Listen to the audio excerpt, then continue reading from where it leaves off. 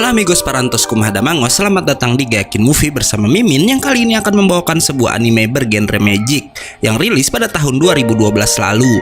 Anime ini berjudul Magi The Labyrinth of Magic yang kisahnya atau nama-nama karakternya diambil dari kisah legendaris 1001 Malam karena ada Aladin, Alibaba, dan lain-lain.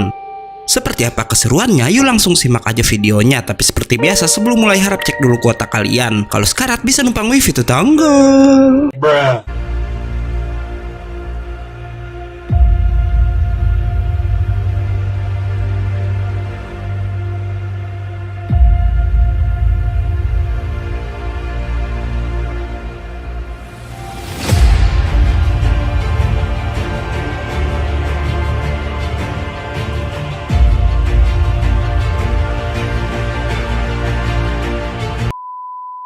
Scene dibuka di kota Kisan, di mana di sana ada seorang pemuda bernama Alibaba yang sedang menyiapkan persediaan makanan untuk tuannya yang bernama Budel. Anehnya, saat Alibaba akan menyimpan makanan tersebut, ada seorang anak pengembara bernama Aladin yang sedang memakan semangka yang udah dikumpulkan Alibaba sebelumnya. Sialnya, Budel lalu datang dan melihat kejadian tersebut, yang auto menghukum Alibaba harus bekerja rodi untuknya.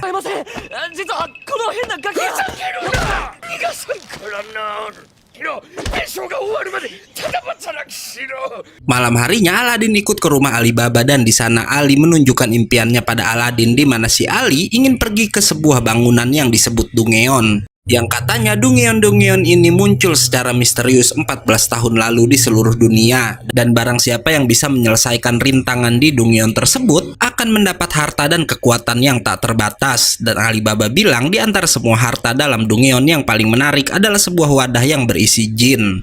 Sampai keesokan harinya saat menuju ke tempat Budel untuk bekerja, Aladin bertanya di mana letak salah satu Dungeon yang terdekat dengan lokasi mereka. Yang ternyata salah satu Dungeon bernama Amon ada di kota itu. Yang tentu Alibaba ingin jadi orang pertama yang menaklukkan Amon dan kemudian Dungeon lain yang tersebar di seluruh dunia. Alibaba juga bilang jika ia ingin mempunyai banyak uang dengan menaklukkan Dungeon, hingga saat sampai di kota si Aladin gak sengaja menabrak seorang gadis. Keduanya melihat rantai yang melingkar di kaki gadis tersebut, yang ternyata gadis itu merupakan seorang budak, guys. Ajaibnya, Aladin lalu meniupkan serulingnya yang bisa membuat rantai di kaki budak itu terputus.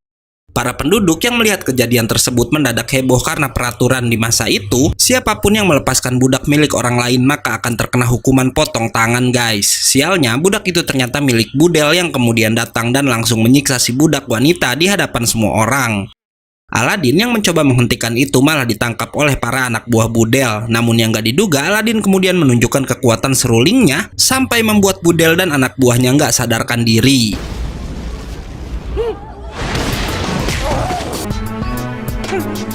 Selanjutnya, Aladin dan Alibaba terpaksa harus bersembunyi karena kerusuhan tadi udah didengar oleh para pasukan kerajaan. Di persembunyian, Alibaba bertanya tentang seruling Aladin yang ternyata suling itu adalah wadah berisi jin yang Aladin panggil dengan nama Ugo. Mengetahui hal itu membuat Alibaba berpikir jika ada Aladin dan serulingnya maka ia akan bisa memasuki Amon. Tanpa mereka tahu di saat bersamaan Budel udah melaporkan kejadian tadi pada penguasa kota itu yang bernama Jamil. Namun si Jamil malah memberikan suatu tugas yang harus dikerjakan oleh si Budel. Karena tugasnya itu, Budel pun berniat meminta bantuan pada Alibaba dan Aladin, di mana Budel mengancam Alibaba harus membayar hutang karena udah mencoba melepaskan budaknya. Keesokan harinya, Alibaba dan Aladin ternyata diminta mengantar minuman anggur titipan Jamil yang akan diberikan pada penguasa kota sebelah. Di sana mereka juga melihat budak wanita sebelumnya yang Budel bilang budak-budak itu akan ia kirim ke daerah pertambangan. Rombongan kereta pun akhirnya berangkat, di mana tugas mengirim anggur ternyata adalah tugas berbahaya karena bau dari anggur-anggur tersebut kemudian memancing monster tumbuhan bernama Hyacin menyerang rombongan si Budel.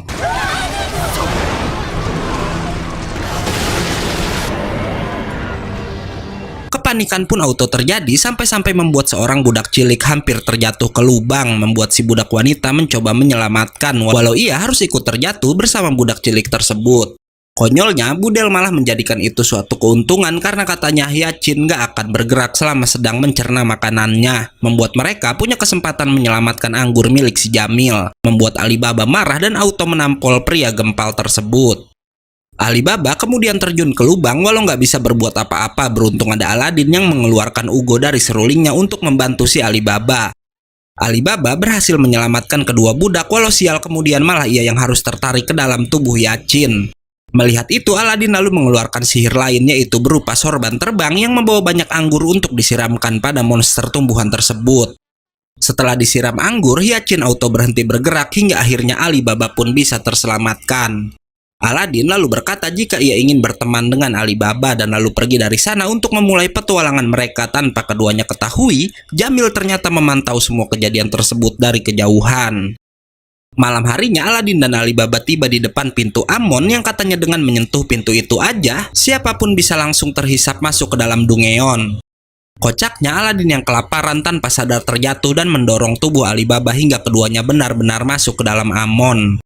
Alibaba tersadar di dalam sebuah gua yang dipenuhi kolam minyak tanah dan kerangka-kerangka manusia. Saat akan menghampiri Aladin, api tiba-tiba menyala. Beruntung ia berhasil menyelamatkan Aladin dari minyak yang auto ikut terbakar oleh api tersebut. Tanpa mereka ketahui, di luar Amon, Jamil juga udah bersiap masuk ke Dungeon itu dan berkata ia emang udah lama menunggu kedatangan orang itu yang bisa membuatnya menjadi yang teratas. Sementara di dalam, Aladin, Alibaba, dan Ugo berhasil melarikan diri dari kejaran batu besar dan tiba di sebuah tempat. Di sana, Aladin berkata untuk memanggil Ugo, ia membutuhkan kekuatan dari perutnya dan itulah yang membuatnya sangat kelaparan. Hingga tiba-tiba seekor semut raksasa datang di mana tempat itu merupakan sarangnya bersama semut-semut yang baru aja menetas dari dalam telur. Alibaba melawan semut-semut itu sendirian dengan pisaunya, yang ternyata tubuh para semut sangat lunak sehingga mudah untuk ditebas. Namun mengejutkannya, para semut bisa bergabung menjadi seekor monster raksasa yang dapat mengeluarkan tiupan angin yang cukup kuat. Nggak hanya angin, makhluk itu juga bisa mengeluarkan api, membuat Aladin terpaksa mengeluarkan Ugo lagi untuk melawan. Ugo berhasil menghabisi sang monster walau Aladin harus pingsan karena udah kehabisan tenaga. Melihat itu, Alibaba pun memutuskan untuk beristirahat hingga beberapa lama kemudian ia mendengar langkah seseorang yang juga udah memasuki Dungeon, di mana tentu aja itu merupakan langkah kaki Jamil yang masuk ke Amon bersama seorang anak buahnya. Namun yang lebih mengejutkan, si gadis budak tiba-tiba juga muncul di belakang Alibaba. Budak itu ternyata datang bersama Jamil yang anehnya langsung bersujud di hadapan Aladin yang sedang pingsan dan memanggilnya dengan sebutan Magi. Mereka pun langsung membawa tubuh Aladin tanpa menghiraukan si Alibaba, membuat Alibaba marah dan mencoba menghentikan Jamil. Walau karena hal itu, Jamil memerintahkan anak buahnya yang bernama Goltas untuk menghabisi Alibaba.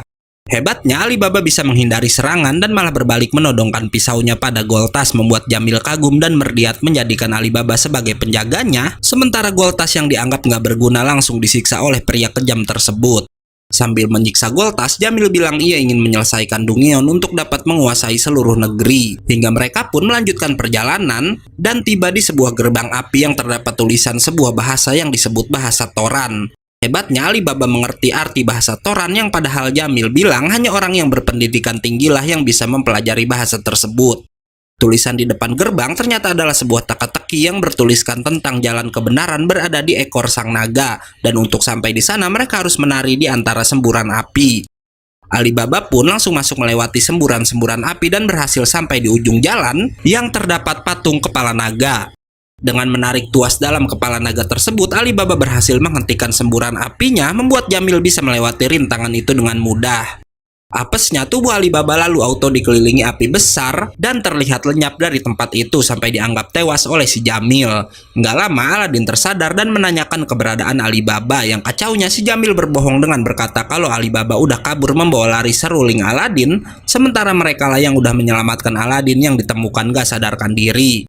Jamil lalu mengenalkan para budaknya dan di sini selain Goltas, kita akhirnya diberitahu nama sang gadis yang adalah Morgiana, yang katanya merupakan keturunan ras pemburu dari benua gelap. Jamil dan Goltas kemudian pergi mencari rute selanjutnya dan meninggalkan Aladin bersama dengan Morgana. Aladin mencoba membuat Morgiana tertawa karena gadis itu hanya berdiri mematung di hadapannya, hingga akhirnya ia berhasil membuat gadis itu berbicara dan memberitahu jika kampung halamannya bernama Katargo dan disebut benua gelap karena dianggap orang-orang merupakan benua yang paling ketinggalan peradaban. Padahal Morgiana bilang negara dan desanya merupakan tempat yang indah. Mendengar itu, Aladin berkata ia ingin mengunjungi desa Morgiana, namun gadis itu bilang sebagai budak ia nggak bisa meninggalkan tuannya. Terlebih Jamil terkenal dengan kekejamannya. Setelahnya Aladin bertanya keberadaan Alibaba yang Morgiana bilang Alibaba udah tewas karena terlalu bodoh dan mementingkan orang lain daripada dirinya sendiri. Namun tiba-tiba Alibaba muncul di tempat itu juga. Jamil juga kembali ke sana karena ia dan Goltas diserang oleh sekelompok monster dalam perjalanan. Jamil terkejut melihat Alibaba masih hidup, di mana Alibaba memberitahu saat tubuhnya akan diselimuti api besar tadi, ia menemukan jalan rahasia yang terdapat di balik patung kepala naga, dan karena itu ia mengajak Aladin pergi menuju jalan tersebut. Melihat itu, Jamil memerintahkan Morgiana untuk mengejar keduanya, beruntung ia gagal menangkap Aladin dan Alibaba. Alibaba dan Aladin pun tiba di sebuah pintu yang disebut pintu kebenaran, di mana pada pintu itu terdapat dua tanda telapak tangan kanan yang berarti pintu tersebut harus dibuka oleh dua orang. Aladin dan Alibaba pun menyentuh tanda tersebut secara bersamaan dan berhasil membuka pintu kebenaran. Yang anehnya ruangan itu tiba-tiba berubah, membuat keduanya kini berada di luar dan di puncak sebuah tebing. Keduanya ternyata masih berada di dalam Dungeon walau terlihat seperti berada di luar ruangan. Aladin dan Alibaba langsung mengelilingi tempat itu dengan sorban terbang milik Aladin. Aladin berkata jika Ugo pernah bercerita kalau kota itu bernama Nekropolis yang terkenal dengan nama lainnya itu kota kematian.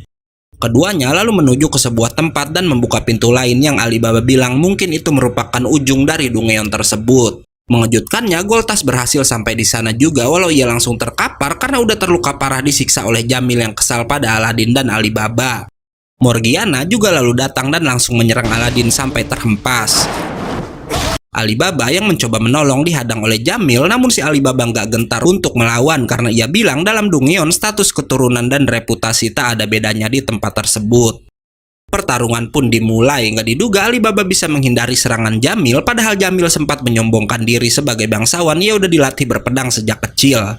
Bahkan hebatnya, Alibaba malah bisa membuat Jamil terdesak sampai ia menyadari jika yang dipakai Alibaba merupakan teknik berpedang milik kerajaan. Jamil yang gak terima dikalahkan memerintahkan Morgiana untuk melawan Alibaba.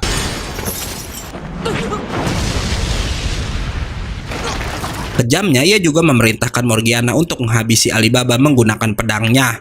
Walau sempat ragu, Morgiana tetap ingin menuruti perintah tuannya. Beruntung Aladin kembali tersadar dan menghancurkan pedang yang dipegang Morgiana dengan sihirnya.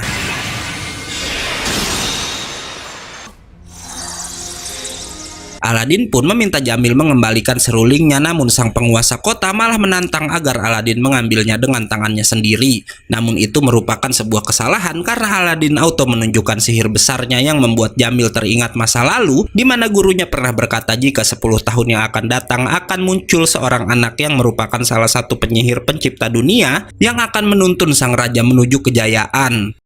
Jamil yang ingin sang magi memilihnya menjadi seorang raja meminta Morgiana untuk menyerang, namun kali ini Aladin berhasil menangkap sang gadis budak tersebut. Jamil yang ketakutan melihat hal itu akhirnya mau mengembalikan seruling Aladin. Sambil dengan pedenya ia berkata Aladin harus memilihnya sebagai raja karena ia adalah pria yang hebat. Namun Aladin berkata yang dilakukan Jamil selama ini tidaklah hebat. Setelahnya, Aladin dan Alibaba dikelilingi lingkaran sihir hingga api besar lalu muncul di tengah ruangan tersebut. Seorang jin besar lalu muncul dari api itu dan berkata jika Alibaba adalah orang yang tepat mengisi posisi raja. Sang jin lalu bersujud di hadapan Aladin sampai Ugo keluar dan berbincang dengan jin tua itu. Si jin tua lalu mengenalkan dirinya yang bernama Amon, sang jin kesopanan dan disiplin juga penguasa api, di mana ia menyatakan jika Aladin dan Alibaba udah berhasil menyelesaikan Dungeonnya. Amon juga menjelaskan tugas seorang magi yang katanya sang penyihir harus memilih seorang raja yang akan memimpin semua orang, dan tujuan para jin ditempatkan dalam Dungeon adalah untuk membimbing dan melatih sang magi yang terpilih dan dicintai oleh jiwa Sulaiman. Aladin lantas bertanya apa sebenarnya jiwa Sulaiman itu, namun sebelum Amon menjelaskan terjadi getaran besar yang berasal dari sihir seseorang yang mencoba menjegal pintu keluar dari Dungeon. Beruntung Amon bisa menciptakan portal agar semua orang bisa keluar dari sana. Aladin dan Alibaba mengajak Morgiana keluar, namun gadis yang loyal pada Jamil itu nggak mau meninggalkan tuannya. Nggak diduga, Goltas selalu bangkit dan meminta Morgiana ikut dengan keduanya, sementara Jamil ia bilang nggak boleh keluar dari sana karena udah terlalu banyak melakukan kejahatan. Walau begitu, dengan kesetiaannya, Goltas akan tetap menemani sang tuan di dalam Dungeon yang akan hancur. Sementara Morgiana diminta melanjutkan hidupnya agar bisa kembali ke kampung halamannya. Goltas memutuskan rantai di kaki Morgiana bersamaan dengan Dungeon yang mulai runtuh.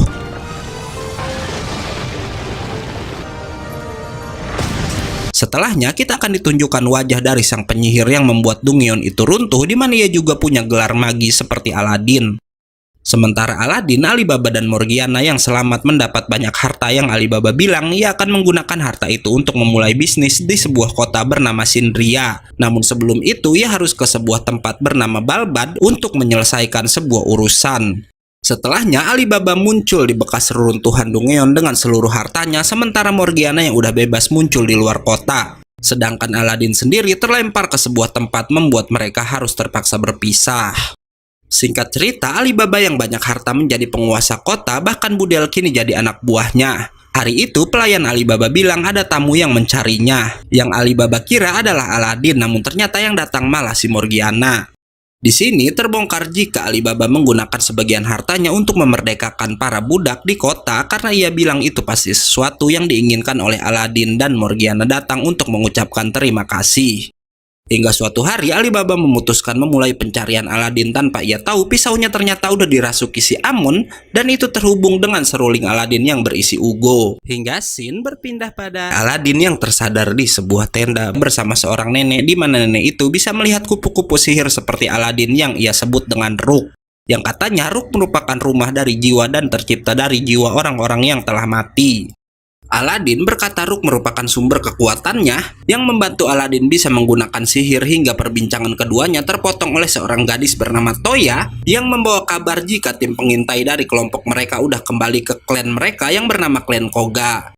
Mereka pun menyambut kedatangan tim pengintai yang dipimpin oleh seorang pria bernama Dolge, di mana tim inilah yang sebelumnya nggak sengaja menemukan tubuh Aladin yang terkapar dan membawanya ke desa. Aladin lalu berkata jika ia ingin kembali ke kota Kisan yang si nenek bilang jarak dari desa mereka ke kota itu sekitar 2 minggu menaiki kereta kuda.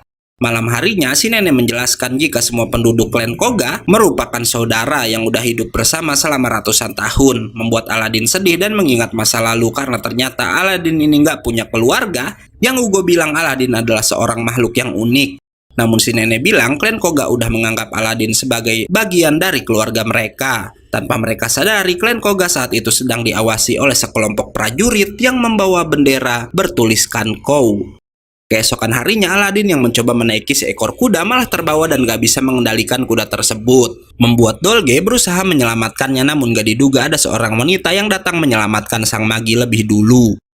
Sang wanita lalu mengenalkan dirinya yang bernama Ren Hakue, di mana ia merupakan anak ketiga dari Kaisar Kou, dan ia datang untuk menjalin hubungan diplomatis dengan klan Koga, karena menurut rumor di zaman dulu raja dari klan Koga punya kekuatan yang bisa menyaingi iblis.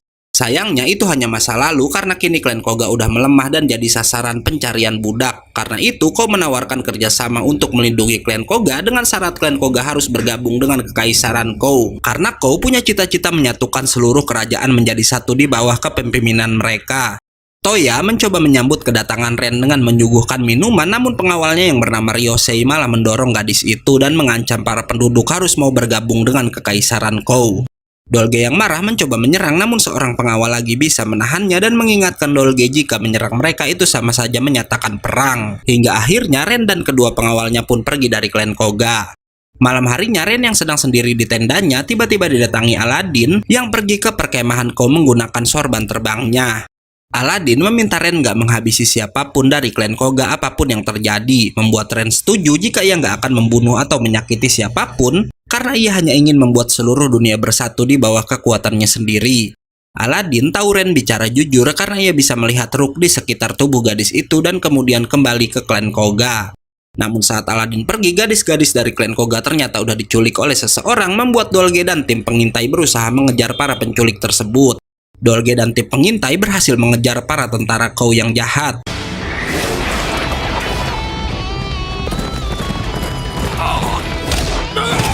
見失ってしまったよ。Tim pengintai pun akhirnya berhasil membawa kembali para gadis sambil berkata mereka nggak membunuh siapapun dari pihak Kou untuk menghindari perang.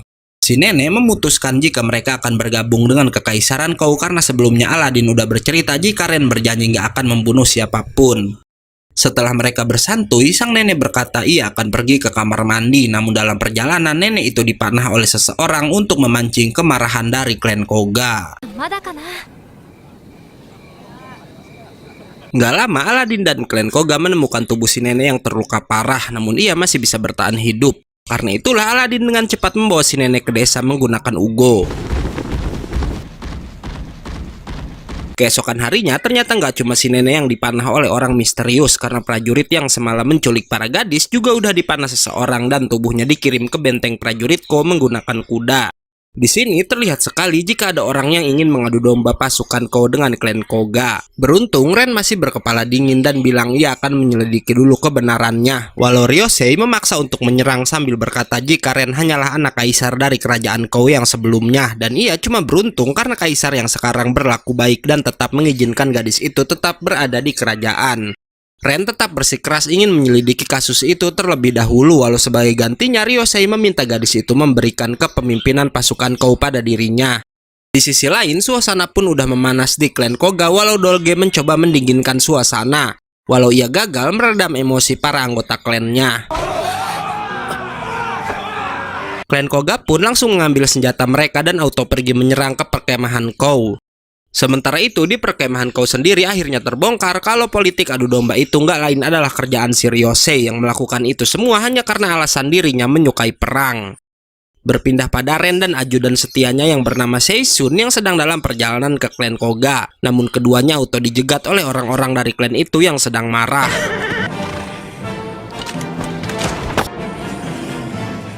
Ren diserang oleh salah satu pria dan nggak menghindar karena katanya ia nggak punya alasan untuk berperang. Hingga yang mengejutkan, si nenek yang terluka juga datang ke sana bersama Aladin.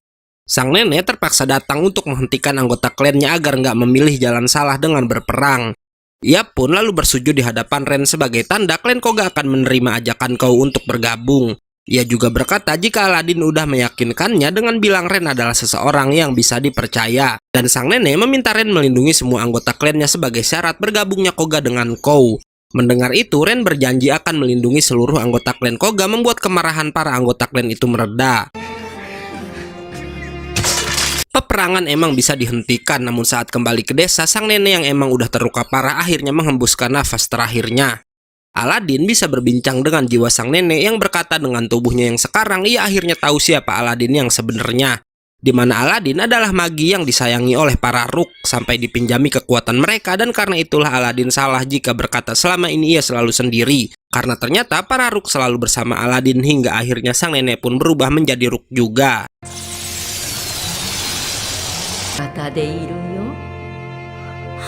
Di sisi lain, Ren dan Seisun yang berniat kembali ke camp gak sengaja bertemu dengan Ryosei yang udah membawa seluruh pasukan Kou untuk berperang.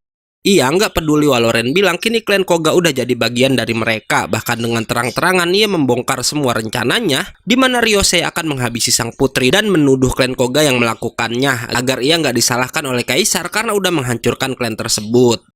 Ryosei langsung memerintahkan anak buahnya untuk memanahi Ren walau yang mengejutkan gadis itu bisa membuat panah-panah itu terpental menggunakan kipasnya.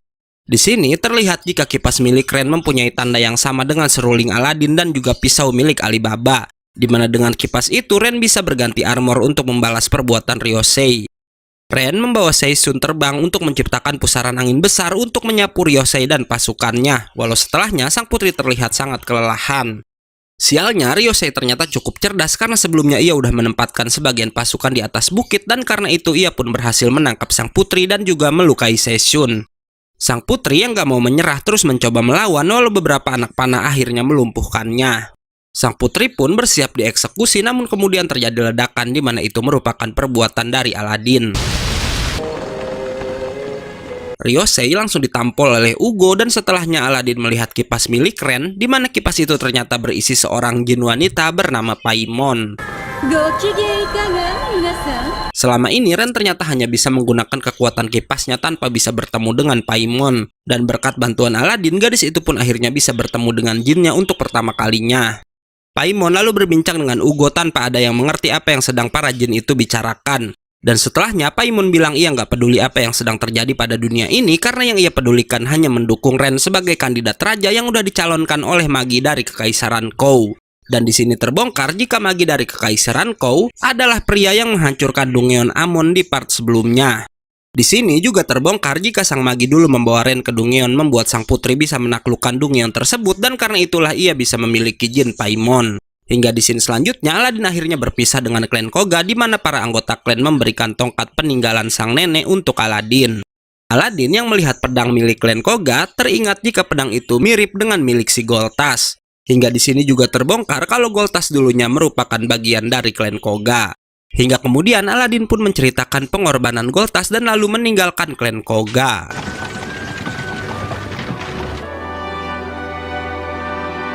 Scene lalu berpindah ke sebuah kota di mana di sana ada dua orang gadis penjual buah dan sayuran di mana nggak diduga setelah dibebaskan dari status budaknya, Morgiana bergabung menjadi pekerja untuk kedua gadis itu. Sore harinya, Morgiana berterima kasih pada keduanya yang udah mengizinkannya ikut bersama mereka bahkan sampai menerimanya bekerja. Namun ia lalu meminta maaf karena nggak bisa mengikuti kedua gadis itu seterusnya karena Morgiana udah berjanji pada Goltas akan pulang ke kampung halamannya. Keesokan harinya, ketiga gadis tersebut tiba di sebuah kota lain yang anehnya para penduduk terlihat tegang. Karena ternyata kota itu baru aja diserbu gerombolan perampok karena terjadinya perselisihan internal di kota tujuan selanjutnya yang bernama kota Balbad. Di sana, mereka juga melihat seorang pria yang sedang menarik 4 orang budak membuat Morgiana teringat akan masa lalunya. Morgiana ternyata udah ditangkap dan dijadikan budak oleh si Jamil sejak dirinya masih kecil. Membuat Morgiana nggak bisa melupakan kenangan buruk tersebut. Layla yang melihat Morgiana bermimpi buruk lalu bercerita jika ia juga dulu ditemukan oleh seorang gadis lagi yang bernama Sasa dan akhirnya bergabung dengan rombongannya. Selain Sasa, Layla juga bilang ada seorang lagi anak muda misterius yang menyelamatkannya dulu. Keesokan harinya, Morgiana diberitahu seorang pria kalau rombongan mereka nggak bisa melanjutkan perjalanan ke Balbad karena para perampok telah membuat markas di jalan satu-satunya menuju kota tersebut. Padahal Morgiana harus ke Balbad lebih dulu untuk sampai di kampung halamannya. Mengejutkannya, Morgiana berkata pada pria itu jika seseorang akan membuka jalur ke Balbad dengan menumpas para perampok. Di mana orang itu nggak lain adalah dirinya sendiri yang menuju markas para perampok pada malam harinya. Awalnya Morgiana meminta komplotan perampok itu untuk pergi secara baik-baik yang tentu aja permintaannya itu malah ditertawakan. Membuat Morgiana auto menghajar salah satu anggotanya. Karena itu Morgiana pun auto dikelilingi para perampok hingga pertarungan pun gak bisa dihindari lagi.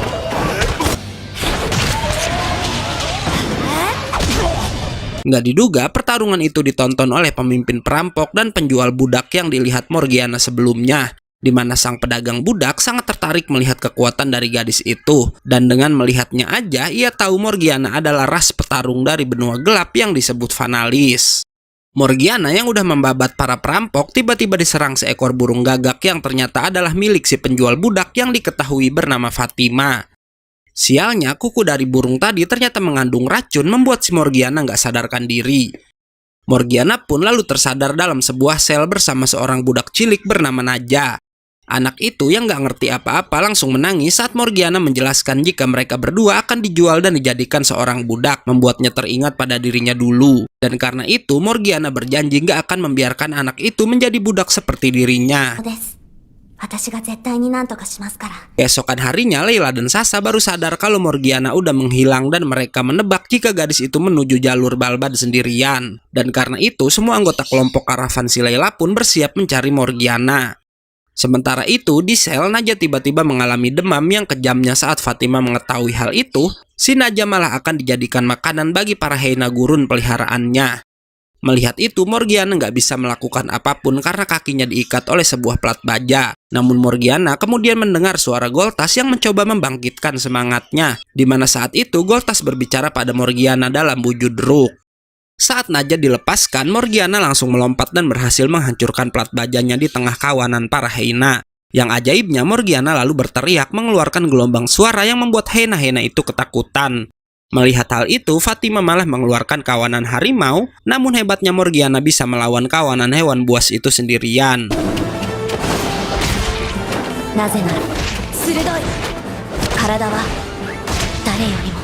Morgiana menghampiri Fatima yang ketakutan melihat kekuatan gadis itu, di mana sang Fanalis bilang ia akan mengampuni Fatima asal pria itu memberikan semua kunci untuk melepaskan seluruh budak yang sebelumnya udah ia tangkap. Setelahnya, Morgiana bersama Najah pun menuju sel untuk melepaskan semua budak, di mana di antara para budak itu juga ada kedua orang tua si Najah. Namun yang lebih mengejutkan lagi, si Aladin juga ternyata ada bersama para budak tersebut, karena rombongannya udah disergap dalam perjalanan dan saat Aladin pingsan, ia dibawa ke sana. Bersamaan dengan itu, rombongan karavan Layla pun udah mulai mendekati markas para perampok, walau mereka dikejutkan saat sampai di sana tempat itu udah diporak-porandakan oleh si Ugo. Di sini, Layla dan Sasha ternyata mengenal Aladin karena sang magilah yang sebelumnya Layla sebut sebagai anak misterius yang pernah menyelamatkannya. Setelahnya, Morgiana dan Aladin berpisah dengan rombongan Layla karena keduanya harus pergi ke Balbad. Morgiana ke Balbad untuk menuju kampung halamannya, sementara Aladin ingin mencari Alibaba. Karena seperti yang kita tahu, Alibaba bilang dirinya akan pergi ke Balbad untuk menyelesaikan suatu urusan. Nggak lama, mereka bertemu seorang pria aneh yang sama sekali nggak berpakaian. Karena katanya ia udah dirampok saat dirinya sedang nggak sadarkan diri karena mabuk. Pria itu mengenalkan dirinya yang bernama Sin, hingga akhirnya ia bersama Aladin dan Morgiana pun pergi bersama-sama ke kota Balbad yang indah. Sin sepertinya banyak mengetahui tentang kota itu, bahkan sampai tahu jika Balbad sedang kacau semenjak kematian raja yang sebelumnya. Ia pun lalu menunjukkan hotel yang aman untuk Aladin dan Morgiana dan berkata dirinya yang akan membayar uang sewanya selama kedua anak itu menginap di sana. Di dalam hotel itu ternyata udah ada dua orang lain teman dari Sin, di mana salah satunya merupakan ras Fanalis sama seperti Morgiana. Setelah Sin meninggalkan Aladin dan Morgiana, di sini akhirnya terbongkar jika Sin gak lain adalah Sinbad, seorang raja dari Sindria. Sinbad datang ke sana untuk meminta sang raja baru membuka jalur perdagangan laut antara negeri Sindria dan kota Balbad. Namun sang raja bilang saat ini ia sedang sibuk mengurusi komplotan perampok yang dijuluki komplotan kabut, di mana kelompok itu menggunakan sihir aneh, bahkan sebelumnya udah berhasil membobol ruang harta kerajaan.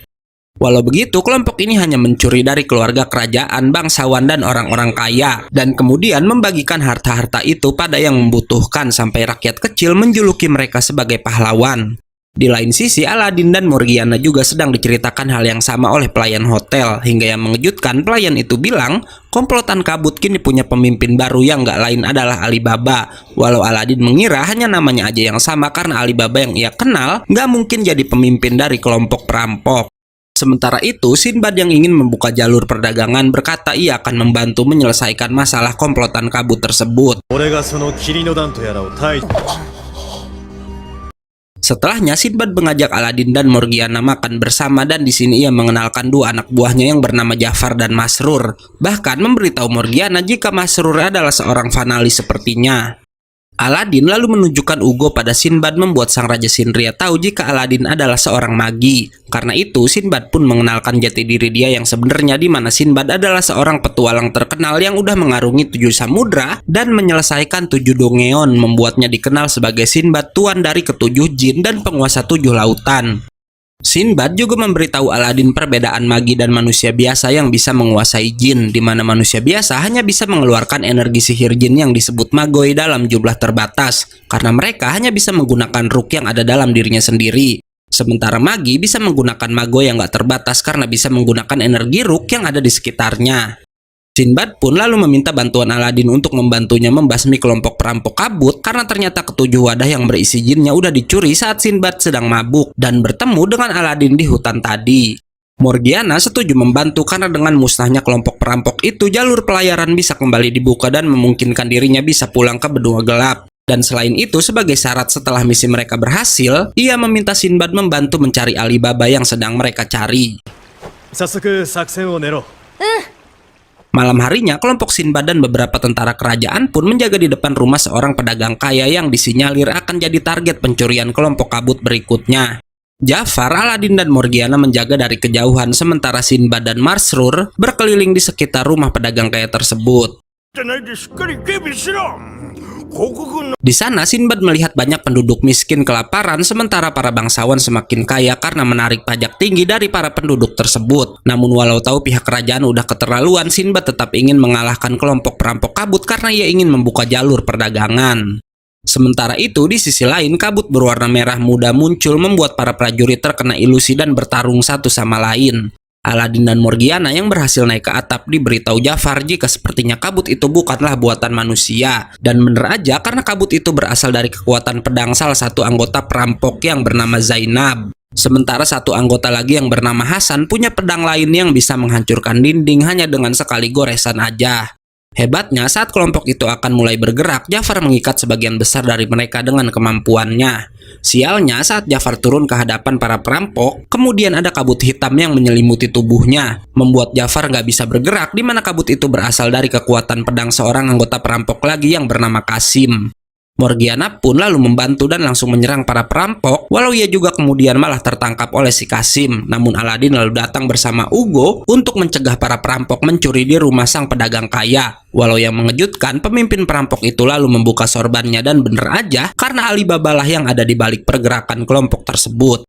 Aladin pun akhirnya kembali memasukkan Ugo dan berkata kalau ia ke sana untuk mencari Alibaba dan ingin mengajaknya berkeliling dunia bersama. Namun Alibaba melewati Aladin begitu aja dan berkata ia nggak bisa melakukannya.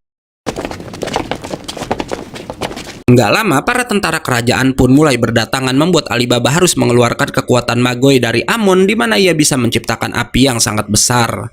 Setelah kejadian itu, kelompok kabut pun kembali ke markas dan didatangi mantan ketua perampok yang di part sebelumnya udah dihancurkan oleh Morgiana dan Aladin.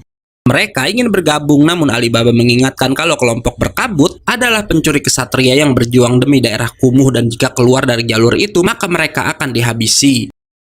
Setelahnya, Alibaba pun bertanya pada Kasim kenapa mereka akhir-akhir ini menerima banyak sekali anggota yang nggak dikenal. Yang Kasim bilang itu mau nggak mau dilakukan karena mereka nggak punya pilihan lain selain melawan para tentara kerajaan. Di sini kita akan ditunjukkan jika Alibaba sangat dicintai oleh anak-anak di daerah itu berkat perjuangannya. Kasim juga membongkar jika ia dan Alibaba dulunya sama-sama besar di daerah kumuh itu dan harus berjuang demi anak-anak agar nggak bernasib sama dengan salah satu teman mereka dulu yang bernama Maryam. Oleh karena itu, Kasim mengingatkan agar Alibaba nggak meninggalkannya lagi. Alibaba pun pulang untuk beristirahat, namun gak diduga Morgiana bisa menemukannya karena gadis itu punya indera penciuman yang sangat tajam. Morgiana langsung menggendong Alibaba untuk membawanya ke tempat Aladin berada. Sementara di sisi lain akhirnya terbongkar jika yang mencuri barang-barang milik Sinbad di hutan gak lain adalah perbuatan mantan ketua perampok yang kelompoknya udah dihancurkan oleh Morgiana dan juga Aladin. Balik lagi pada Morgiana yang benar-benar membawa Alibaba ke hadapan Aladin. Aladin langsung bertanya alasan kenapa Alibaba bergabung dengan kelompok kabut. Yang Alibaba bilang ia melakukan itu demi Kasim, di mana Kasim adalah sahabatnya sejak kecil dan pemimpin dari kelompok kabut yang sebenarnya. Alibaba dan Kasim dulunya sama-sama dibesarkan di daerah kumuh dan selalu bermain bersama. Alibaba tinggal di daerah itu bersama ibu yang sangat menyayanginya, berbeda dengan Kasim yang tinggal dengan ayahnya di mana sang ayah yang kasar selalu memukuli si Kasim. Kasim juga memiliki seorang adik bernama Maryam yang sama-sama sering dipukuli oleh sang ayah. Walau begitu, ayah Kasim dan Miriam gak lama tiba-tiba menghilang membuat kakak beradik itu dirawat oleh ibu si Alibaba. Mereka sangat bahagia walau nggak berlangsung lama karena ibu Alibaba kemudian meninggal karena sebuah penyakit. Tanpa orang tua, ketiga anak itu pun bekerja serabutan untuk bertahan hidup. Tapi karena pendapatan mereka nggak cukup, Kasim akhirnya membentuk sebuah kelompok pencuri. Walau begitu, Kasim dulunya nggak mengizinkan Alibaba bergabung dan menjadi penjahat sepertinya. Hingga di suatu hari, Raja Balbat terdahulu tiba-tiba datang ke daerah kumuh dan yang mengejutkan ia datang mencari Alibaba yang ternyata adalah putranya walau Alibaba terlahir dari seorang ibu yang dulunya hanya seorang pelayan istana. Mengetahui Alibaba adalah anak raja, Kasim mengusirnya membuat si Alibaba marah karena mengira Kasim akan mempertahankan pertemanan mereka. Dengan rasa kecewa, Alibaba pun pergi ke istana dan sejak hari itu kehidupannya mulai berubah layaknya seorang pangeran. Setelah 3 tahun di istana, suatu malam Alibaba menyelinap ke daerah kumuh karena ingin mengenang masa lalunya. Namun yang mengejutkan saat itu daerah kumuh udah dibersihkan dan nggak terlihat seorang pun di sana. Alibaba terus mencari hingga akhirnya ia kembali bertemu dengan Kasim.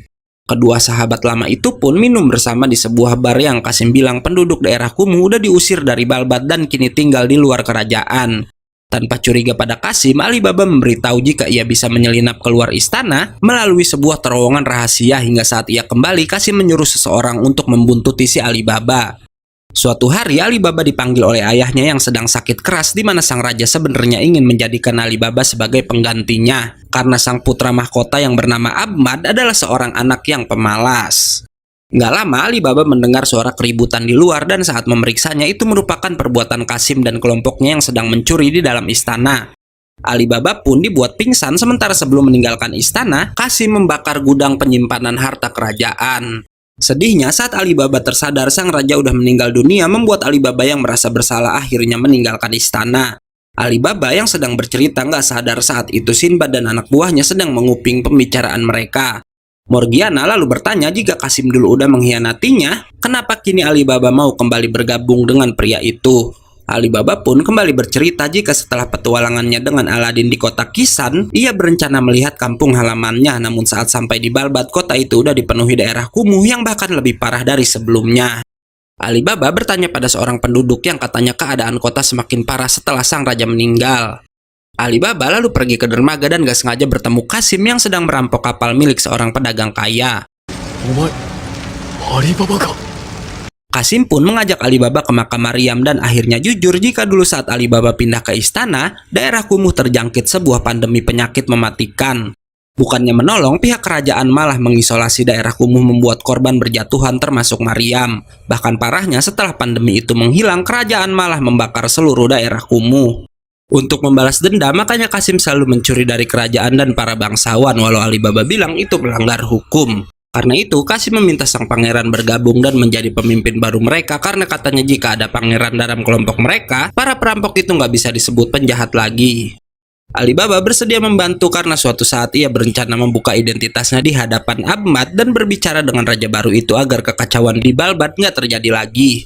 Namun Aladin mengingatkan jika Ahmad nggak mau menuruti Alibaba maka akan terjadi hal menyedihkan yaitu perang di kota Balbad. Mendengar itu, Alibaba auto panik dan malah mengusir Aladin dan Morgiana keluar dari Balbad yang sedang kacau. Namun Aladin bilang ia akan membantu sahabatnya itu untuk memikirkan jalan keluarnya.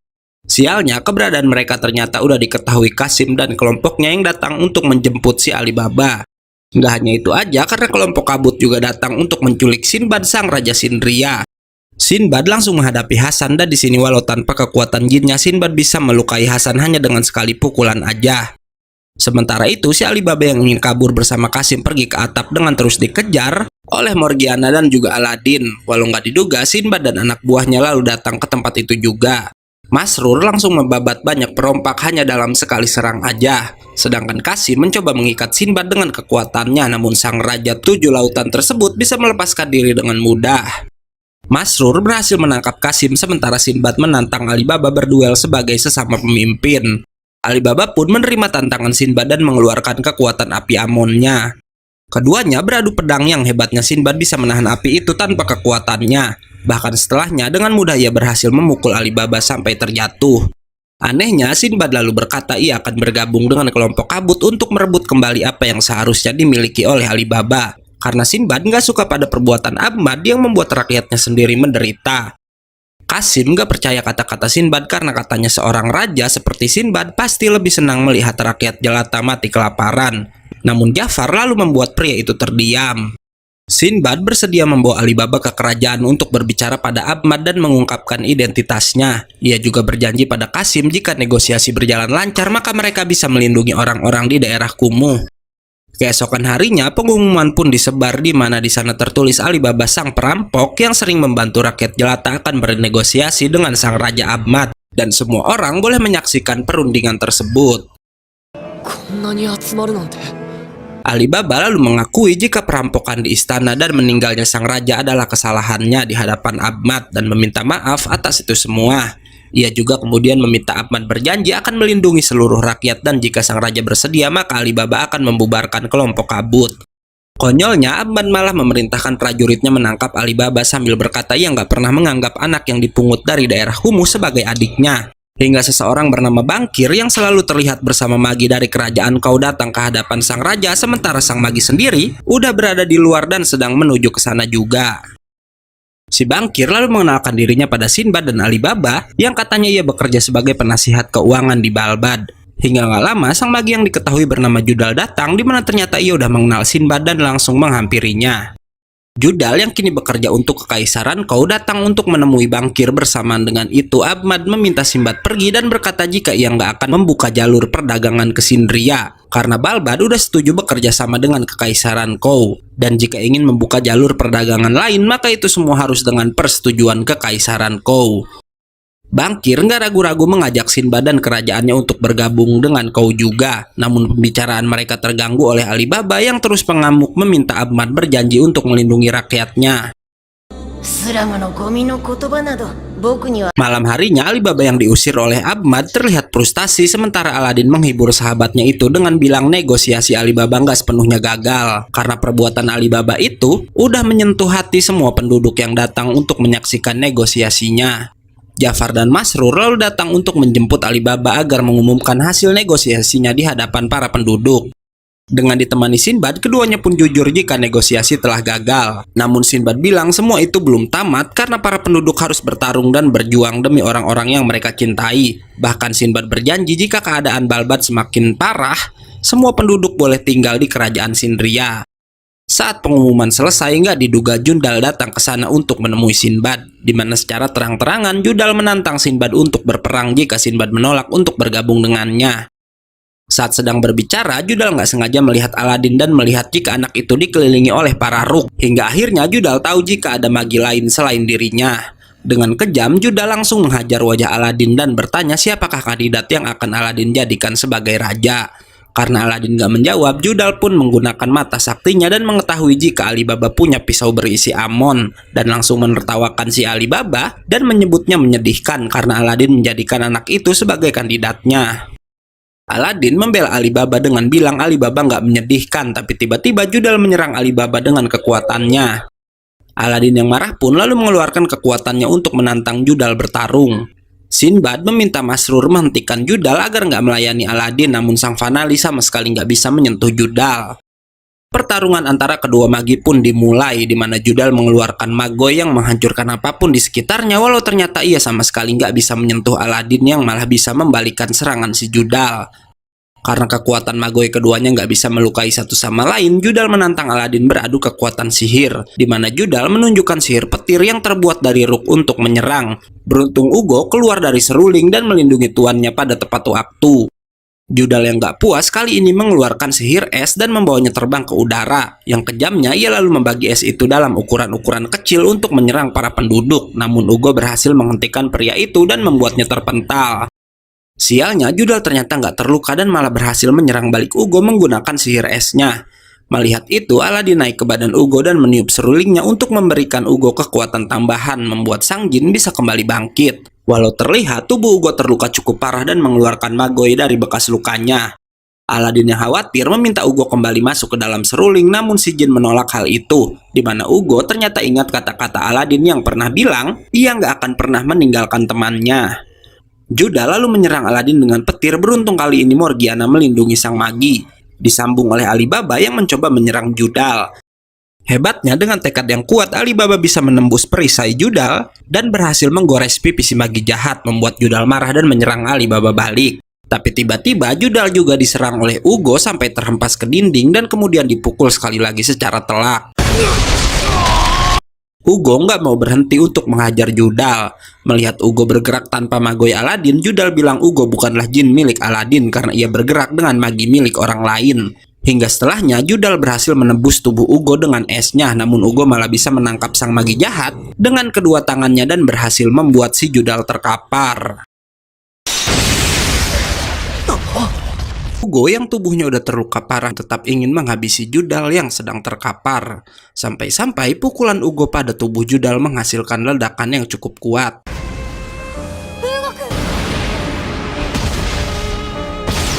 Aladin dan yang lainnya berhasil menyelamatkan diri sementara tubuh Jundal sendiri terlihat lenyap di hadapan Ugo. Namun ternyata Jundal diselamatkan oleh beberapa orang Kekaisaran Kou yang datang dengan karpet terbang ke tempat itu dengan tepat waktu.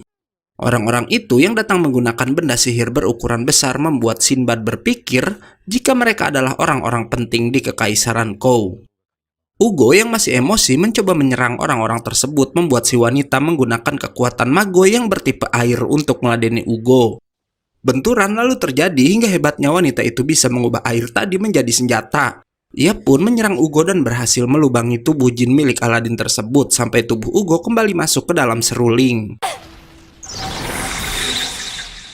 Sementara itu, si pria yang bernama Kobun terlihat sedang mengobati Judal dan bilang ia perlu tempat dan fasilitas untuk dapat menyembuhkan sang magi. Saat orang-orang itu akan pergi, Aladin tiba-tiba menyerang dan memberitahu jika Judal lah yang menyerang mereka duluan. Namun si wanita nggak peduli dan malah memerintahkan 3 anak buahnya untuk menghabisi teman-teman Aladin, sementara ia sendiri yang akan menghadapi sang magi. Masrur langsung menghadapi salah satu pria, sementara Morgiana dan Jafar bekerja sama menghadapi yang lainnya, sedangkan satu orang lagi harus berhadapan dengan Alibaba.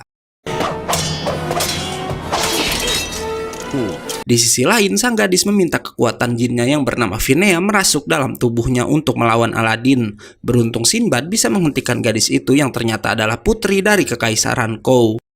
Sang putri terlihat malu saat tahu yang memegang tangannya adalah Sinbad yang terkenal. Sinbad juga mencoba menenangkan Aladin dengan berkata jika jin gak akan mati dengan mudah. Berkat Sinbad, sang putri pun akhirnya mau menarik pasukannya untuk mundur dan pergi dari tempat itu.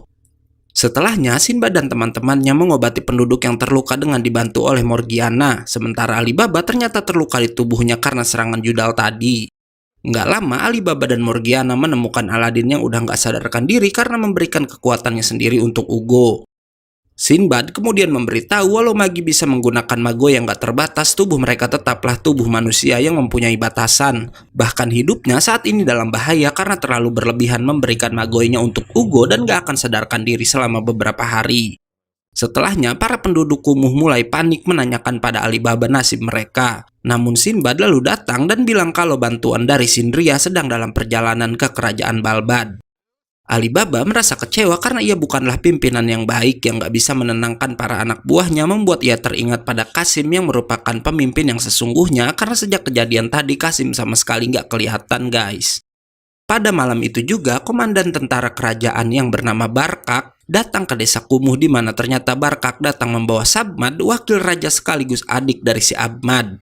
Sinbad datang menemui Sabmad di mana sang wakil raja merupakan orang yang penakut, namun ternyata di balik itu semua selama ini Sabmad adalah orang yang selalu mendukung dan memberikan informasi untuk kelompok kabut yang dipimpin oleh Kasim. Bahkan si Alibaba nggak mengetahui akan hal itu. Mengejutkannya, Sabmad mengaku kalau ia melakukan itu untuk Alibaba karena ia percaya adik tirinya itu bisa merubah negeri Balbad dan menghentikan kekejaman kakaknya Abmad. Barkak melanjutkan cerita jika kekacauan dimulai setelah raja sebelumnya wafat dan negeri mereka kedatangan si Bangkir.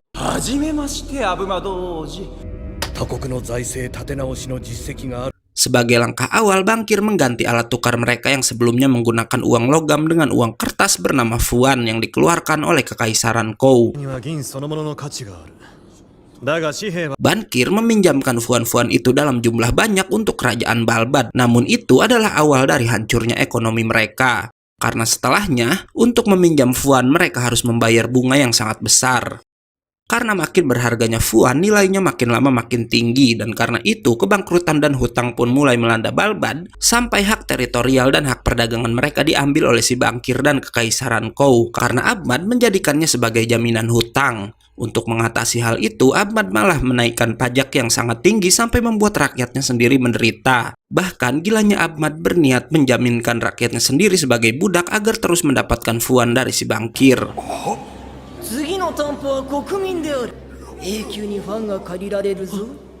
Mendengar kata budak, Morgiana pun langsung bereaksi dan meminta Alibaba agar bergerak secepatnya. Sabmad juga meminta Alibaba bertindak dalam 5 hari lagi sebelum pernikahan Abmad dan putri Kekaisaran Kou dilangsungkan. Karena saat itulah kontrak menggunakan rakyat Balbad sebagai jaminan akan ditandatangani. Sinbad berjanji akan membantu agar Balbad nggak menjadikan rakyatnya sendiri menjadi budak, hingga nggak lama Sabmad pun meninggalkan tempat itu. Setelahnya, Sinbad mengadakan rapat yang katanya kini kekuatan tempur Kou sangat kuat dan itu semua nggak lain adalah karena Judal. Di sini Sinbad memberitahu jika seorang magi bisa menciptakan Dungeon dan membimbing orang-orang untuk menyelesaikannya, di mana Judal telah membantu beberapa orang Kou untuk menyelesaikan Dungeonnya dan menciptakan prajurit berkekuatan Magoi. Kou yang ingin menguasai dunia konon terus menyerang kerajaan lain dan kali ini Balbad adalah target mereka. Apalagi sekarang Abmad udah masuk dalam perangkap si Bangkir. Setelahnya, Sinbad mengajak Alibaba berbincang empat mata dan memberitahunya jika dulu sang Raja Balbad sekaligus ayah Alibaba pernah berkata ia punya seorang putra yang luar biasa dan itu nggak lain adalah Alibaba. Karena itu, Sinbad mencoba membangkitkan kepercayaan diri Alibaba agar mau membangun ulang Balbad dan menjadi raja yang baru. Mendengar itu, Alibaba berkata jika ia nggak pantas jadi seorang raja, namun Sinbad memintanya untuk mengingat jika semua orang bahkan Sabmad sangat percaya jika Alibaba lah yang bisa menyelamatkan Balbad.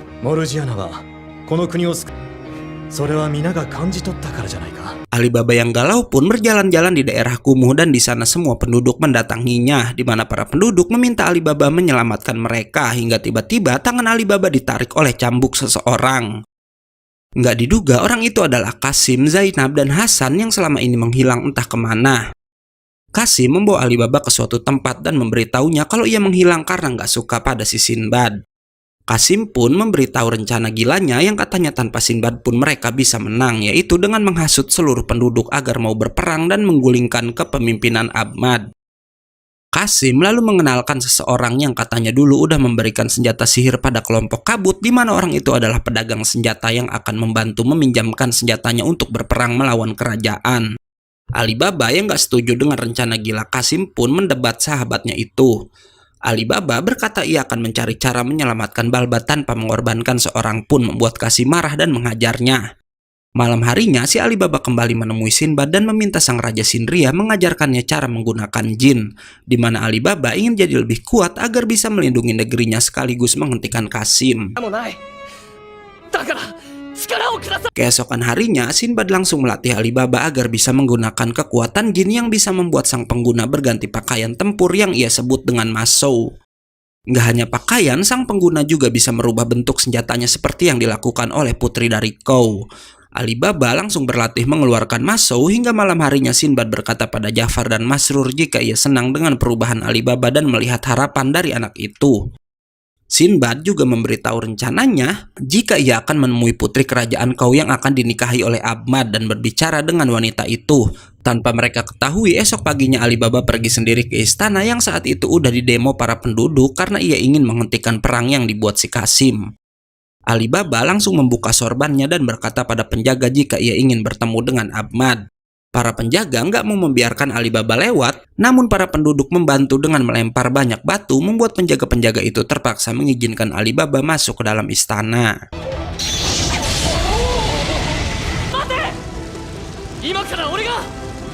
Sementara itu, sang putri sedang berbincang dengan Kobun, di mana di sini terlihat ia sebenarnya nggak mau dijodohkan dengan Ahmad dan cuma mau jadi seorang pejuang. Namun Kobun bilang itu demi kekaisaran Kou yang ingin menguasai Balbad agar mereka bisa mendapatkan jalur pelabuhan demi meneruskan invasi Kou ke tanah barat. Kocaknya, sang putri bilang ia ingin merasakan cinta sesungguhnya dan membayangkan si Sinbad. Namun Kobun meyakinkan lagi kalau sang putri harus menikahi Ahmad demi sang kaisar. Lebih lucunya lagi, sang putri ternyata nggak pernah bertemu Ahmad sebelumnya dan membayangkan Raja Balbad itu sebagai orang gagah dan nampan.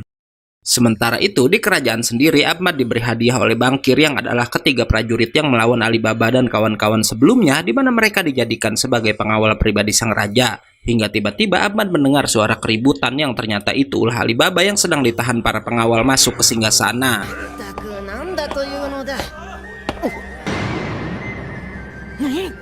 Kejamnya, Ahmad langsung memerintahkan Bangkir untuk menghabisi Alibaba dan Bangkir pun memerintahkan salah satu pengawal bernama Entai untuk melakukannya. Entai membuka cadarnya dan yang mengejutkan pria itu bisa berubah menjadi sosok seekor gajah. Pertarungan pun dimulai di mana api Amon dari Alibaba bisa dipadamkan oleh air yang dikeluarkan dari belalai Entai. Alibaba lalu mencoba mengeluarkan Masou namun ia gagal karena diganggu oleh si Entai. Entai terus menyerang agar Alibaba nggak bisa mengaktifkan Masou-nya.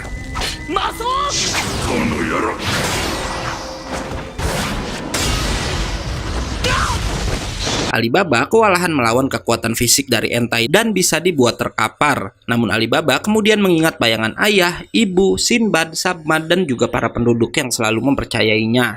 Nggak hanya yang mendukung, Alibaba juga mengingat Ahmad dan Qasim yang selalu merendahkannya. Hingga ia pun mengingat Aladin juga membuat sang pangeran bisa mengaktifkan Masou saat Entai akan menyerangnya.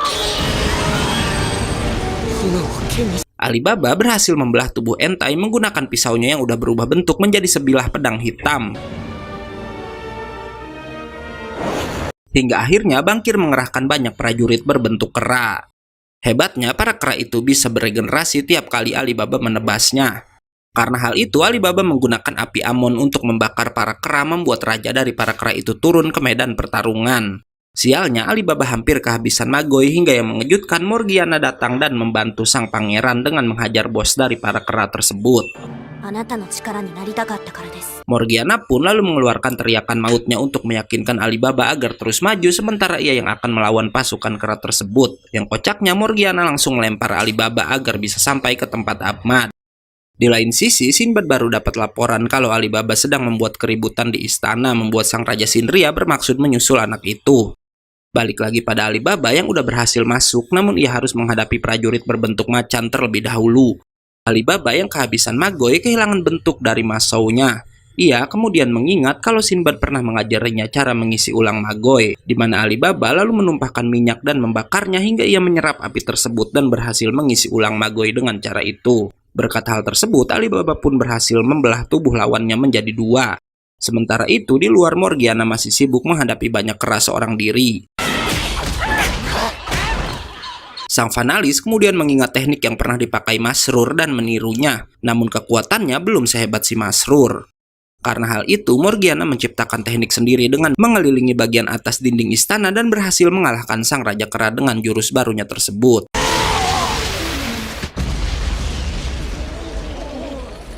Balik lagi ke Alibaba yang akhirnya sampai di tempat Ahmad yang kejamnya sang raja lalu memerintahkan semua prajurit untuk menghabisi saudara tirinya tersebut karena ia diberitahu Bangkir kalau Alibaba udah kehabisan Magoi. Alibaba mencoba menyadarkan para prajurit yang juga merupakan penduduk Balbat, namun para prajurit yang takut pada rajanya terpaksa menangkap Alibaba. Saat itulah Sabmad menunjukkan keberaniannya untuk menentang sang kakak, di mana ia memerintahkan Barkak untuk menolong Alibaba.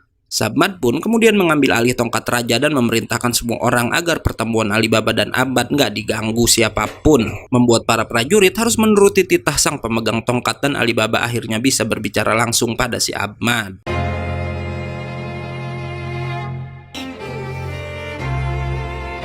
Hingga scene berpindah pada Morgiana yang udah berhasil membabat habis pasukan kera sendirian. Sementara di dalam, Ahmad mengira adiknya mengkhianatinya karena ingin merebut tahta dan menggantikannya menjadi raja. Dengan kejam, Ahmad juga berkata jika seorang pengecut seperti Sabmad nggak akan bisa menjadi raja sepertinya.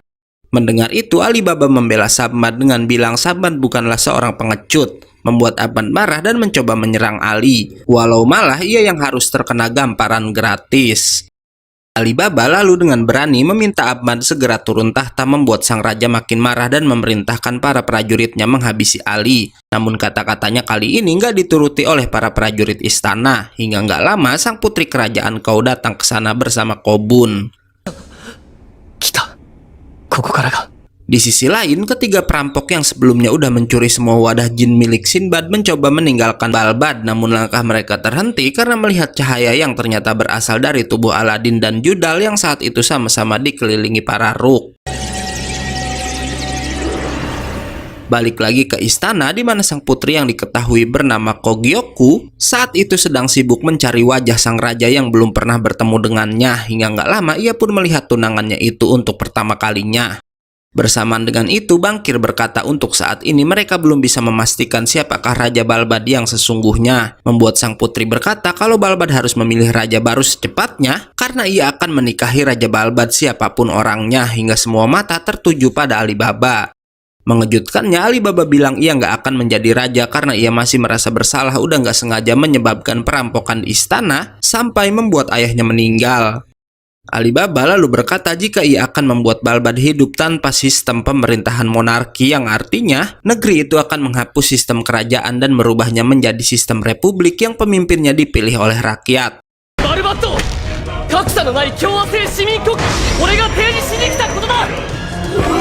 Sinbad lalu datang bersama 3 perwakilan diplomatik dari 3 negara aliansi yang ia pimpin, yang konon sang Raja Sinria memimpin aliansi 7 negara yang disebut aliansi 7 lautan. Di mana awalnya Sinbad memanggil mereka untuk membantu Alibaba naik tahta, walau ternyata Alibaba berniat mengganti sistem pemerintahan kerajaan. Sang putri lalu bertanya jika sistem pemerintahan diganti bagaimana nasib hutang kerajaan Balbad yang selama ini dibuat oleh si Ahmad. Yang Alibaba bilang hutang tetap masih ada, namun perjanjian menggunakan rakyat sebagai budak yang sebelumnya udah disepakati nggak bisa digunakan lagi pada pemerintahan yang baru. Ali lalu meminta sang putri kembali ke Kau karena pernikahannya nggak akan pernah berlangsung. Ia juga berkata jika Kau mau melepaskan Balbad dan membiarkannya menjadi negara republik, maka Alibaba akan membagi keuntungan hasil perdagangan maritim, walau hal itu langsung ditolak oleh sang putri. Sinbad lalu berkata Kau nggak akan bisa menyentuh Balbad lagi karena republik baru itu secepatnya akan bergabung dengan aliansi 7 lautan. Dan karena itu sang putri bilang ia akan menanyakan tentang Balbad pada ayahnya dulu dan kemudian pergi dari sana. Setelahnya, sang putri pun kembali ke Kau menaiki karpet terbang dan terlihat sangat senang karena selain batal menikahi Ahmad, dia juga bisa bertemu dengan Sinbad yang dikaguminya. Kembali ke dalam istana di mana Barkak bilang Ahmad seharusnya dihukum mati karena semua kejahatannya. Namun Alibaba bilang republik baru mereka belum punya hukum pidana dan peraturan untuk menghukum seseorang. Dan karena itu ia mengajak semua orang bersama-sama segera membangun republik yang baru. Bangkir yang masih ada di sana lalu berkata jika ia udah banyak melihat negara yang berubah menjadi republik mengalami kegagalan, namun Alibaba nggak gentar untuk menghapuskan ketidaksetaraan di negerinya tersebut. Ia pun lalu mengumumkan hasil perundingan itu pada semua rakyat yang udah memadati bagian depan istana, walau semua penduduk sempat bingung mereka akan hidup tanpa seorang raja. Di sisi lain, Ruk dari Aladin tiba-tiba membentuk seekor burung besar dan terbang ke suatu tempat. Sementara Alibaba saat itu sedang menjelaskan sistem pemerintahan republik pada para penduduk, membuat mereka semua senang setelah mengetahui di negara republik tidak akan ada perbedaan status seperti halnya pada sistem kerajaan. Tanpa mereka tahu, Kasim dan pengikutnya sedang menuju ke istana juga. Nggak lama, Kasim pun tiba di istana dan langsung diberitahu salah satu penduduk tentang keputusan si Alibaba yang konyolnya Kasim bilang keputusan itu hanyalah sebuah omong kosong. Ia malah terus menghasut para penduduk yang katanya walau berubah jadi republik, monarki tetap nggak akan hilang dan mereka diminta mengingat apa yang dulu udah dilakukan kerajaan Balbad, membuat penduduk kembali marah karena udah kehilangan anggota keluarga mereka akibat kekejaman Ahmad. Walau ternyata itu semua terjadi akibat pengaruh dari pedang ilusi milik si Jainab. Di sini, Kasim ingin menghukum semua keluarga kerajaan dan para bangsawan yang dulu udah berlaku seenaknya pada para penduduk. Hingga nggak lama, kemarahan mereka berubah menjadi Ruk hitam yang membentuk seekor burung raksasa yang memenuhi tempat itu. Sementara itu, Aladin yang belum juga tersadar jiwanya bertemu dengan Ugo di suatu tempat, membuat Aladin mengira jika ia udah mati. Namun Ugo bilang Aladin belum mati dan ia hanya membawa Ruk milik Aladin yang terbang menjadi burung tadi ke tempat itu. Ugo memberitahu Aladin bisa aja mati sungguhan karena udah terlalu banyak menyalurkan kekuatannya pada seruling yang berisi dirinya. Ugo bilang ia mencoba membawa Judal ke tempat itu juga namun gagal karena ternyata seluruh Ruk hitam tadi udah memenuhi Balbad. Di sana Bangkir terlihat sedang menyalurkan Ruknya juga, namun ia kemudian didatangi si pedagang senjata yang tiba-tiba menyerang si Bangkir. Hingga setelahnya sang pedagang senjata menyalurkan Ruk hitamnya sendiri dan berhasil menimpa Ruk cahaya hingga memenuhi Balbad dengan kegelapan. Balik lagi pada Ugo yang memberitahu Aladin jika ada seseorang yang coba membalikan arus takdir, di mana takdir yang udah dibuat Alibaba tadi coba diubah menjadi negatif dan semua itu bisa dilakukan oleh seseorang yang memiliki Ruk hitam yang merupakan orang-orang yang udah jatuh dalam kerusakan. Ugo lalu memberitahu jika saat melawan pengguna Ruk hitam seperti Judal kemarin harusnya Aladin udah tewas, namun Ugo membantunya dengan mengerahkan semua magoi milik tuannya yang sebenarnya. Dan di sini terbongkar kalau Ugo bukanlah jin milik Aladin, di mana Ugo bilang Aladin hanyalah tiruan dari tuannya. Ugo ternyata memanggil Aladin ke sana karena ia udah nggak punya cukup kekuatan dan nggak akan bisa bertemu dengan Aladin lagi. Ugo menunjukkan apa yang sedang terjadi di Balbad, di mana saat ini takdir Alibaba sedang coba diubah oleh seseorang. Ia pun lalu melakukan sesuatu pada tubuh Aladin dan mengirimnya ke suatu tempat sambil berkata mulai saat ini ia dan Aladin nggak akan bisa bertemu lagi. Aladin lalu tersadar di sebuah tempat yang memiliki lingkaran cahaya besar yang katanya adalah pintu masuk menuju pusaran besar pengetahuan.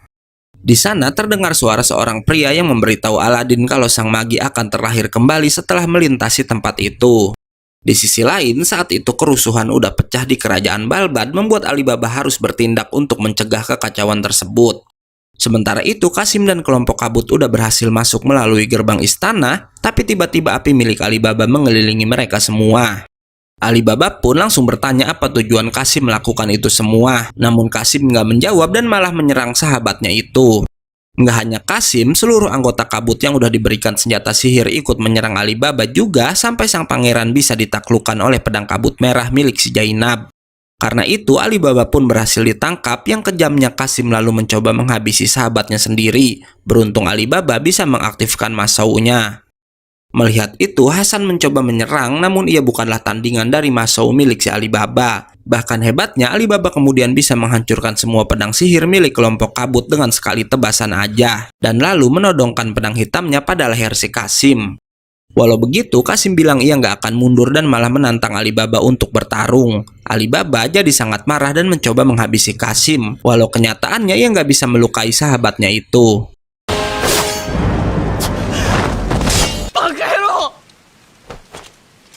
Karena itu, Qasim pun mengejek Alibaba yang terlalu lembut.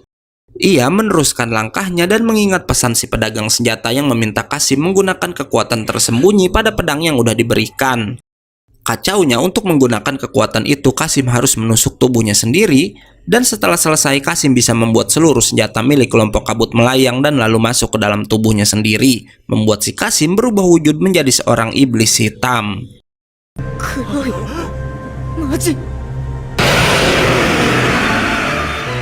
Qasim langsung menyerang ke segala arah, membuat para prajurit yang terkena kekuatannya tewas seketika. Ia pun kemudian menatap ke arah Ahmad dan Sabmat, namun saat akan menyerang, Morgiana menolong keduanya, disambung dengan Alibaba yang memotong lengan Qasim menggunakan Masaunya. Sialnya, si iblis atau jin hitam bisa mengumpulkan seluruh Rukh hitam yang ada di sana untuk membantunya beregenerasi. Yang si pedagang senjata bilang selama masih ada Rukh hitam, jin hitam itu bisa beregenerasi selamanya, di mana Rukh hitam terlahir dari kebencian manusia yang ada di seluruh dunia. Nggak hanya beregenerasi, sang jin hitam ternyata berhasil tumbuh semakin besar. Ia yang jadi semakin kuat pun berhasil mementalkan Morgiana yang kembali mencoba menyerang, dan di sini terbongkar jika jin hitam itu bisa mengendalikan gravitasi. Ia terus aja mengincar Ahmad dan Sabmat. Beruntung kali ini giliran Sinbad yang coba membantu keduanya. Raja Sindria berhasil menembus bagian belakang kepala jin hitam, walau terlihat lengan Sinbad terluka karena melakukan hal itu. Namun Alibaba kemudian datang membantu dengan menusuk tubuh makhluk tersebut. Walau kenyataannya pedang Alibaba nggak mampu menembus pelindung Rukh hitam yang bisa menangkis serangannya. Karena hal itu, Alibaba meminta Amon meminjamkan kekuatannya, membuat sang pangeran berhasil membangkitkan Masau pada bagian lengannya. Tapi tiba-tiba Alibaba melihat tubuh Qasim yang asli ada di bagian perut dari jin hitam tersebut, membuatnya berhenti menyerang dan harus terpental. Sinbad yang udah nggak sanggup menahan pun akhirnya bisa dijatuhkan juga, namun berkat serangannya tadi, Sinbad bilang saat ini jin hitam nggak bisa menggunakan sihir gravitasi untuk sementara waktu, dan ia meminta Alibaba mengakhiri sang jin hitam dalam satu kali serangan. Sialnya, Alibaba kembali melihat Qasim, membuat dirinya nggak tega menghabisi sahabatnya sendiri. Bersamaan dengan itu, Barkak memimpin seluruh pasukan untuk menyerang jin hitam, di mana pasukan kerajaan Balbad dengan berani berniat melindungi negeri mereka dari makhluk itu, hingga tekad para prajurit berhasil membangkitkan semangat si Alibaba. Dengan diberikan kekuatan tambahan dari Magoi Sinbad, Alibaba langsung melompat, walau sial Judal tiba-tiba datang dan menyerang sang pangeran sampai terhempas. Juda lalu berbincang dengan si pedagang senjata yang katanya mereka harus menyingkirkan Alibaba karena anak itu suatu saat bisa merepotkan mereka. Di sisi lain, ketiga perampok yang membawa wadah jin milik Sinbad nggak jadi kabur dan malah berniat mengembalikan semua barang itu pada Pangeran Sindria. Hingga yang mengejutkan, bersamaan dengan itu Aladin datang dengan menunggangi burung Rukh cahaya raksasa langsung menuju ke kerajaan. Balik lagi ke Judal yang diminta si pedagang senjata untuk mengendalikan jin hitam dengan kekuatannya. Hingga akhirnya sang magi jahat pun berhasil menjadikan jin hitam itu sebagai jin miliknya sendiri. Agar Sinbad gak mengacau, Judal lalu membuat sang Raja Sindria gak bisa bergerak dengan sihir esnya. Ia pun kemudian mengincar Alibaba, beruntung ada Morgiana di samping sang pangeran saat itu. Alibaba lalu meminta sang Vanalis melemparnya ke atas jin hitam untuk melancarkan serangan terakhir yang ia miliki. Morgiana pun akhirnya menuruti kemauan sang pangeran, walau sayang Judal berhasil mengenai Alibaba sampai kembali terjatuh ke tanah. Hingga setelahnya Alibaba harus menahan serangan dari jin hitam, membuat Masaunya hancur berkeping-keping. Hebatnya dengan pedang yang hanya tinggal tersisa setengah, Alibaba kembali meminta Morgiana melemparnya, walau lagi-lagi Judal berhasil menggagalkan serangan sang pangeran. Namun saat Alibaba akan dihabisi, Aladin datang melindungi sahabatnya itu pada tepat waktu. Melihat itu, Judal yang kini udah punya jin menantang Aladin untuk mengeluarkan Ugo. Namun Aladin bilang saat ini Ugo udah nggak ada lagi. Namun Aladin kemudian menunjukkan kekuatan yang diberikan Ugo, di mana sang magi bisa membuat bentuk Ugo menjadi sosok jin putih dengan ruk cahayanya. Aladin pun langsung menyerang balik, membuat Judal dan jinnya terlihat lenyap dari tempat itu. Aladin lalu meminta Morgiana membawa Sinbad ke kota karena katanya ada orang-orang yang sedang mencari sang Raja Sindria. Sialnya, Judal ternyata berhasil melindungi dirinya dengan ruk, membuat Aladin bilang saat ini sepertinya ia nggak bisa menang karena sihirnya belum sempurna untuk melawan Judal. Dan karena itu ia butuh kekuatan Alibaba untuk membantunya. Aladin yang tahu Alibaba udah putus asa lalu memberikan penglihatan di mana semua orang yang nggak terpengaruh oleh Qasim sedang berjuang, yang Aladin bilang Alibaba masih punya api harapan di hati orang-orang itu. Nggak diduga semangat para penduduk mampu membuat truk cahaya yang sangat besar yang kemudian menuju ke tempat Aladin berada. Melihat hal itu, sang pedagang senjata bilang jika kini Aladin udah mendapatkan kebijaksanaan Sulaiman bersamaan dengan tanda yang muncul di dahi sang magi. Aladin bisa menyerap ruk cahaya ke dalam tubuhnya sendiri, yang katanya itu ia lakukan demi membimbing Alibaba dan temannya yang terperangkap dalam kegelapan. Aladin pun lalu membuat bola cahaya yang kemudian ia rubah menjadi api agar Alibaba bisa menyerapnya dan mengembalikan bentuk pedang Amon seperti semula. Alibaba langsung menuju ke arah jin hitam sementara Judal terus menghalanginya, namun Aladin membantu sahabatnya agar bisa terus mendekati sang jin. Alibaba pun berhasil mengenai tubuh jin hitam dengan sangat telak, walau sayang jin hitam yang kuat malah bisa menyerap tubuh Ali ke dalam tubuhnya sendiri. Sementara itu Aladin menggunakan kebijaksanaan Sulaimannya pada Judal sampai si magi jahat melihat kilasan-kilasan masa lalu yang membuatnya sangat ketakutan. Di sisi lain, saat itu Alibaba udah berada dalam tubuh jin hitam dan melihat wujud Qasim yang diciptakan oleh Ruk berada di sana juga. Qasim lalu mengutarakan isi hatinya di mana ternyata ia membenci Alibaba sejak tahu sahabatnya itu merupakan anak dari Raja Balbad. Membuat kebencian itu menciptakan Ruk hitam yang mengelilingi tubuh si Qasim. Balik lagi keluar, yang saat itu Judal kembali bangkit untuk menyerang Aladin. Sambil menahan serangan, Aladin mengirimkan pesan suara untuk Alibaba dengan berkata kalau ia percaya sang pangeran bisa menyelamatkan Qasim dari kegelapan. Di sini Qasim menyalahkan takdir dan terlihat iri karena Alibaba dibesarkan oleh ibu yang baik, apalagi ayahnya ternyata adalah seorang raja, sementara ia sendiri dibesarkan oleh seorang ayah yang jahat. Dengan kemarahannya, Qasim pun menyerang Alibaba, namun Alibaba bisa bangkit dan menghajar wajah sahabatnya itu. Alibaba berhasil membangkitkan ruk cahaya sementara Qasim mengeluarkan ruk hitamnya, hingga kemudian terjadi benturan antara kedua tipe ruk yang berlawanan tersebut. Alibaba terus meyakinkan Qasim jika ia sama seperti dirinya, namun Qasim yang udah termakan kebenciannya sendiri malah kembali menghajar sang pangeran. Qasim lalu menunjukkan masa lalu saat Maryam dan seluruh penduduk desa kumuh terkena wabah penyakit sampai banyak menelan korban. Setelahnya ia juga melihat saat desa kumuh dibakar, di mana saat itu si pedagang senjata datang dan menghasut orang-orang agar membenci pihak kerajaan. Saat Alibaba lengah itulah Qasim menyerang si Ali sampai pedangnya berhasil menembus tubuh sang pangeran. Namun kemudian ruk cahaya tiba-tiba mengelilingi tubuh Qasim sendiri, di mana ruk itu nggak lain berasal dari Alibaba. Alibaba menitikkan air mata, yang hebatnya air mata itu bisa menghancurkan pedang milik si Qasim. Ia terus berpikir cara bagaimana agar semua orang bisa hidup bahagia tanpa perbedaan, membuat Qasim sadar jika selama ini Alibaba mempedulikan tentang perbedaan mereka. Qasim mulai berpikir jika ia harus bisa menerima takdirnya sendiri dan sampai kapanpun ia nggak bisa menjadi seperti si Alibaba. Hingga air mata dari pria itu menghilangkan semua kegelapan sampai membuat tubuh jin hitam mulai mengalami kehancuran. Menyedihkannya, Alibaba ternyata udah nggak bisa menyelamatkan Qasim lagi karena pria itu akan mati bersama dengan jin hitam. Sebelum menghilang, Qasim menunjukkan gambaran masa lalu terakhir, di mana di sini terbongkar jika ternyata ayah Qasim bukan pergi meninggalkannya, melainkan dihabisi oleh Qasim sendiri karena saat itu sang ayah mencoba menjual Maryam pada para pria hidung belang. Karena itu, sejak kecil, Qasim selalu meminta Alibaba nggak menjadi seperti dirinya karena si Ali berasal dari keluarga yang baik-baik. Alibaba pun lalu mencoba meraih tubuh Qasim, namun sahabatnya itu menghilang dan berubah menjadi ruk cahaya, di mana hebatnya ruk itu mampu menghilangkan semua kegelapan yang menyelimuti Balbad. Karena udah kalah, si pedagang senjata pun membawa Judal pergi dari tempat itu, sementara Alibaba menangis di hadapan tubuh Qasim yang udah nggak bernyawa. Sang pedagang senjata berbicara dari udara jika suatu saat ia pasti akan berhasil memenuhi Aladin dan Alibaba dengan kegelapannya. Namun tiba-tiba seseorang menghajar pria itu, di mana orang tersebut adalah Masrur yang ternyata bisa menggunakan Masou. Nggak hanya Masrur, Jafar juga bisa menggunakannya untuk menyerang sang pria jahat. Dan sebagai penutup, Sinbad yang udah memakai Masou juga menghabisi pria itu dengan petir birunya.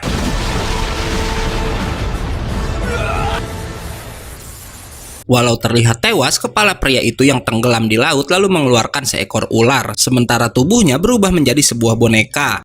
Hingga selanjutnya kita akan dibawa pada kelompok orang-orang bercadar di mana mereka berniat menciptakan kegelapan di seluruh dunia.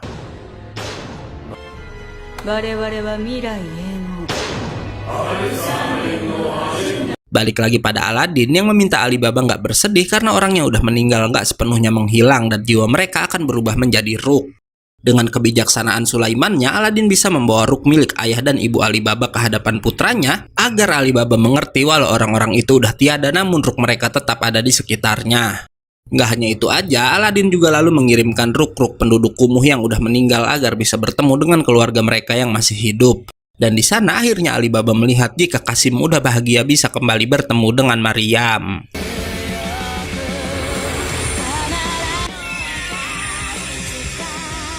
Keesokan harinya, tanpa terkecuali semua penduduk yang udah berdamai dengan pihak kerajaan bekerja sama membangun kembali kota Balbad. Sementara di dalam istana, Alibaba memutuskan ia akan membuat pemerintahan sementara di mana sang pemimpin akan dipilih langsung oleh rakyat. Sialnya, saat Alibaba sedang berbincang dengan Aladin, ia digigit seekor ular dan yang seperti kita tahu, ular ini adalah ular yang tadi keluar dari kepala si pedagang senjata. Hingga nggak lama, seorang prajurit melapor jika armada besar Kekaisaran Kou udah datang ke Balbad juga. Sinbad berkata mungkin mereka ingin mengambil keuntungan dari pemerintahan Balbad yang saat ini belum stabil. Karena itu Sinbad meminta Alibaba melarikan diri karena Sinbad yakin kau akan mendekati para bangsawan agar Balbad kembali dalam sistem monarki seperti dulu lagi. Alibaba tentu menolak untuk kabur dan mencoba melawan, membuat Sinbad terpaksa membuat anak itu pingsan karena nggak mau si Alibaba tertangkap oleh Kekaisaran Kou.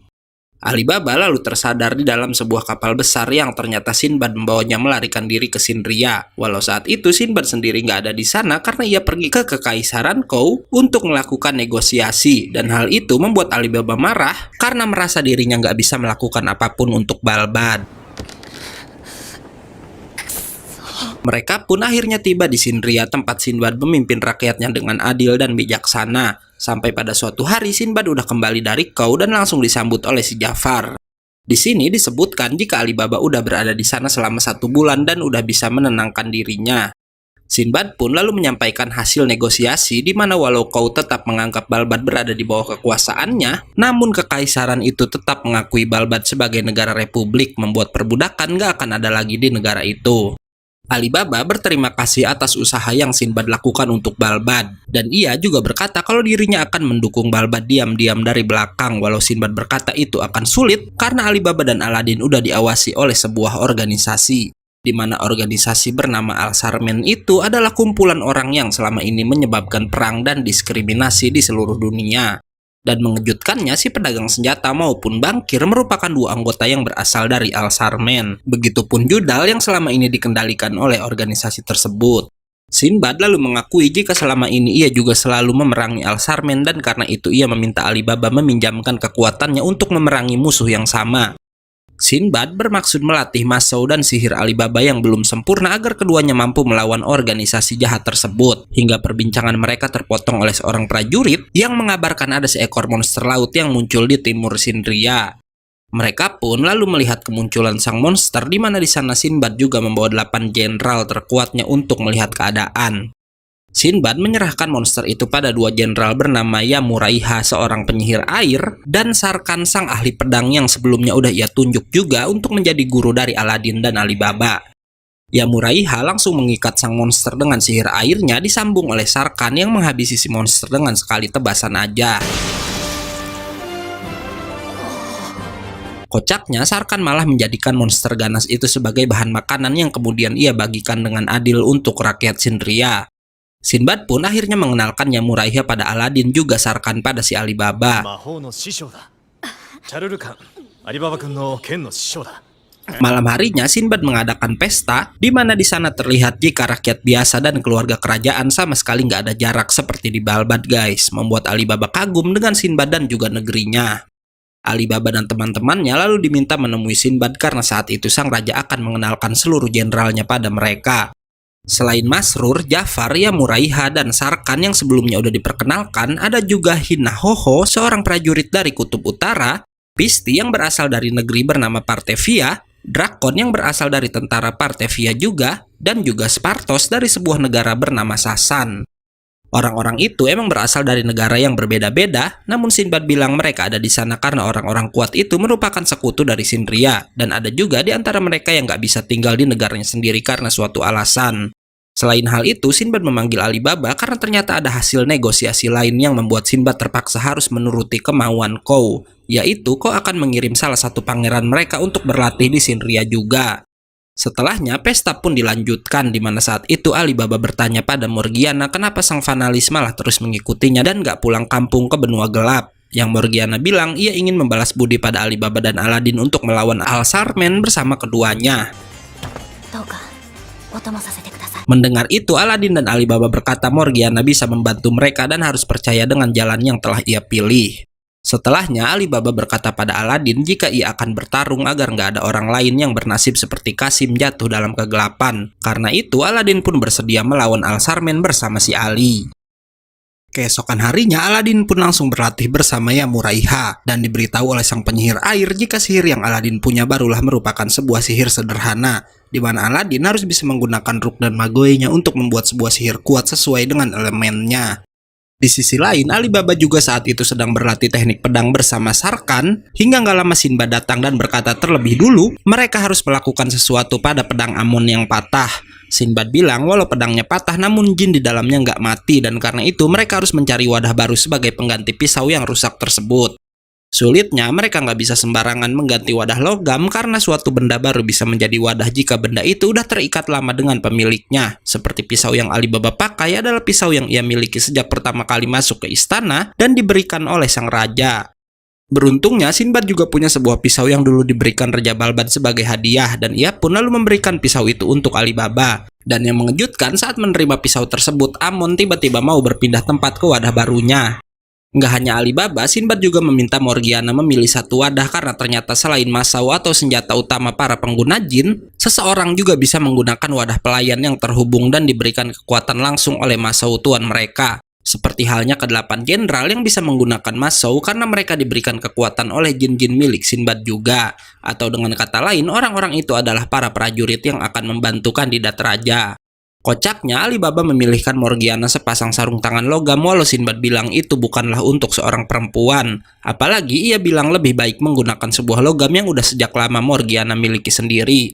Mengejutkannya, Morgiana malah membawa rantai yang selalu mengikat kakinya waktu Morgiana masih menjadi budak. Karena rantai itu selalu membuatnya ingat pada Alibaba, Aladin, dan juga si Goltas yang udah menyelamatkan hidupnya. Hingga nggak lama Jafar dan Masrur melapor jika orang dari Kekaisaran Kou udah datang ke Shinria. Mereka pun langsung menyambut para utusan Kou, di mana orang-orang itu mengantar seorang pangeran bernama Renha Kuryu yang akan berlatih bersama di Shinria. Mengejutkannya, si Kogyoku ternyata juga ikut karena seperti yang kita tahu sang putri diam-diam naksir pada si Sinbad. Kocaknya, Kogyoku langsung menantang Sinbad karena katanya sang raja Shinria udah menodainya. Walau Sinbad bilang ia nggak pernah melakukan apa-apa pada gadis itu, membuat sang putri menangis karena merasa nggak diakui.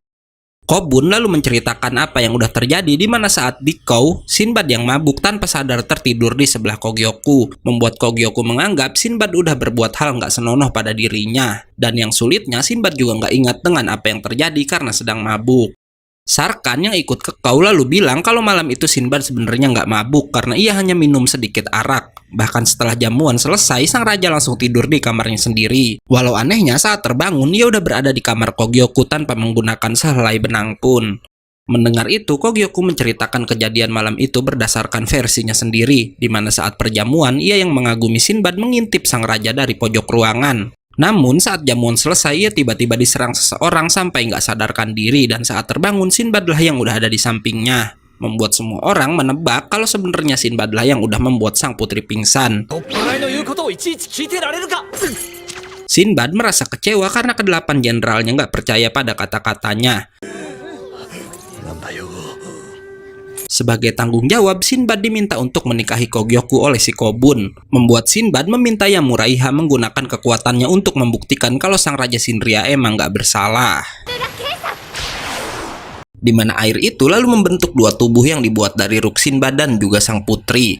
Di sana ditunjukkan jika sang putri saat itu dibuat pingsan oleh seseorang sementara Sinbad sedang tidur di kamarnya sendiri. Hingga kemudian keduanya dibuat seakan-akan tidur bersama oleh seseorang yang beruntungnya nggak terjadi apapun di antara keduanya sampai pagi hari.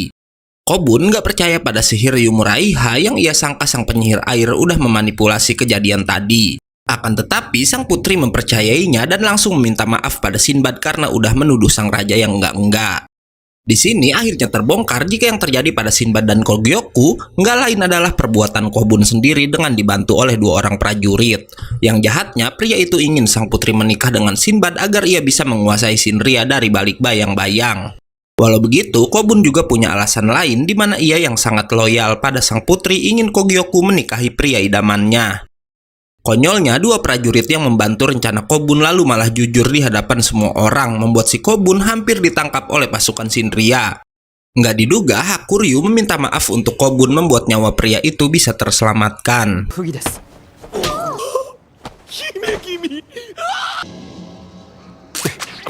Setelahnya, Hakuryu berbincang dengan Sinbad di mana sang pangeran Kau terlihat mengagumi Raja Shinria saat melihatnya berani berbincang dengan tegas dengan sang kaisar. Walau saat itu Sinbad melakukannya untuk kerajaan lain yaitu Balbad. Bahkan ia memberitahu jika di Kau ada organisasi yang hidup dalam bayang-bayang kekaisaran dan saat ini sedang menargetkan Shinria. Sinbad bertanya kenapa Hakuryu memberikan informasi sepenting itu kepadanya, dan yang mengejutkan sang pangeran bilang jika ia ingin menghancurkan kekaisaran Kau. Karena itu Hakuryu meminta Sinbad meminjamkan kekuatannya untuk menghancurkan Kau. Namun Sinbad bilang untuk saat ini lebih baik sang pangeran memfokuskan diri untuk belajar di Shinria. Sambil pergi, Sinbad juga bilang kalau ia ingin memperkenalkan Hakuryu pada si Alibaba. Keesokan harinya Aladin terus berlatih sihir bersama Yamuraiha, begitupun Alibaba yang juga berlatih ditemani Sarkan.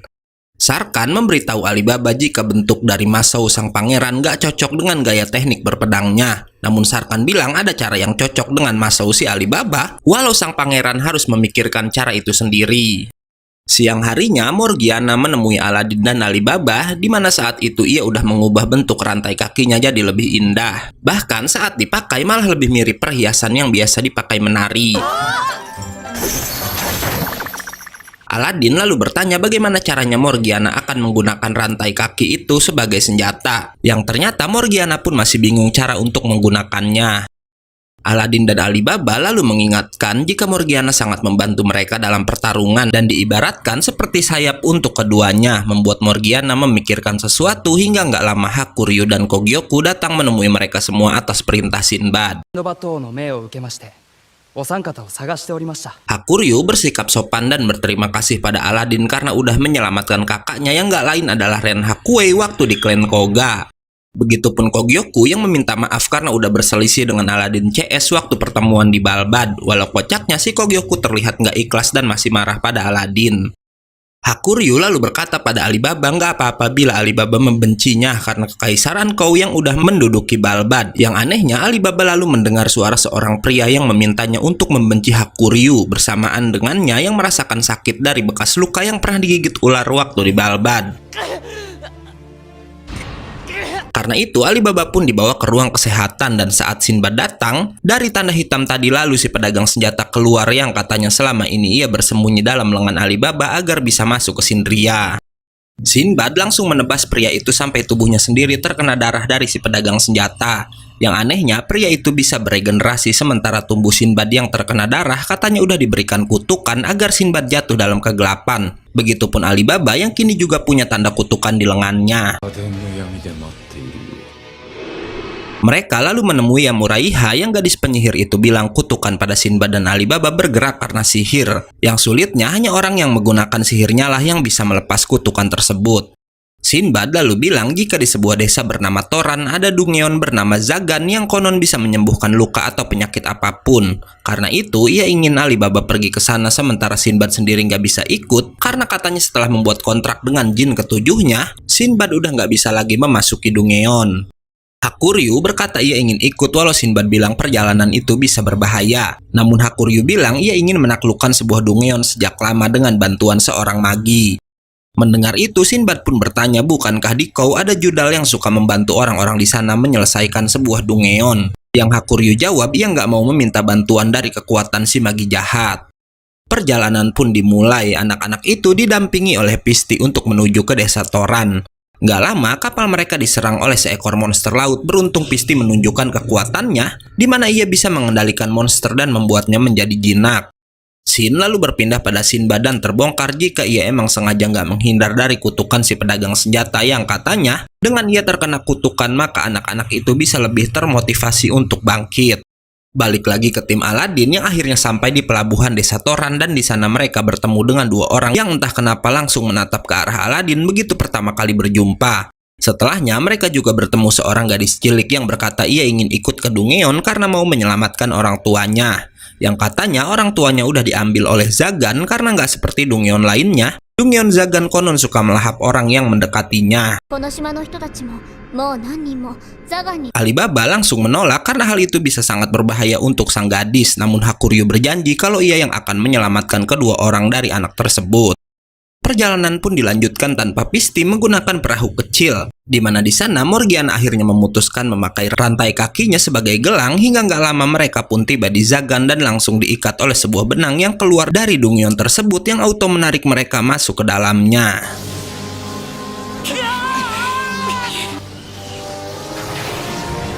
Keempatnya akhirnya masuk ke Dungeon di mana di dalam Zagan terlihat ada sebuah pohon yang sangat besar. Mereka pun langsung menaiki pohon tersebut untuk mencari jalan menuju ruang harta yang terdapat di dalam Dungeon-nya. Aladin dan kawan-kawan pun lalu membuka sebuah pintu di mana di dalamnya terdapat kura-kura kecil yang bisa berbicara. Nggak hanya kura-kura, karena di pintu lain pun terdapat banyak jenis hewan dan tanaman yang bisa berbicara juga, membuat mereka sibuk meladeni makhluk-makhluk aneh tersebut. Aladin melarang Hakuryu menyerang karena katanya makhluk-makhluk itu cuma marah disebabkan oleh mereka yang udah membuka pintu rumah makhluk itu tanpa izin. Hingga nggak lama Morgiana menemukan satu pintu yang benar-benar mengarah langsung ke dalam Dungeon. Di dalamnya mereka bertemu dengan beruang raksasa dan bunga-bunga yang bisa bernyanyi.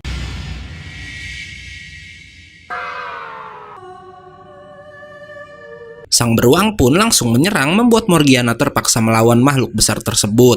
Alibaba ikut membantu, begitupun Aladin yang menyerang beruang itu dengan sihir panasnya.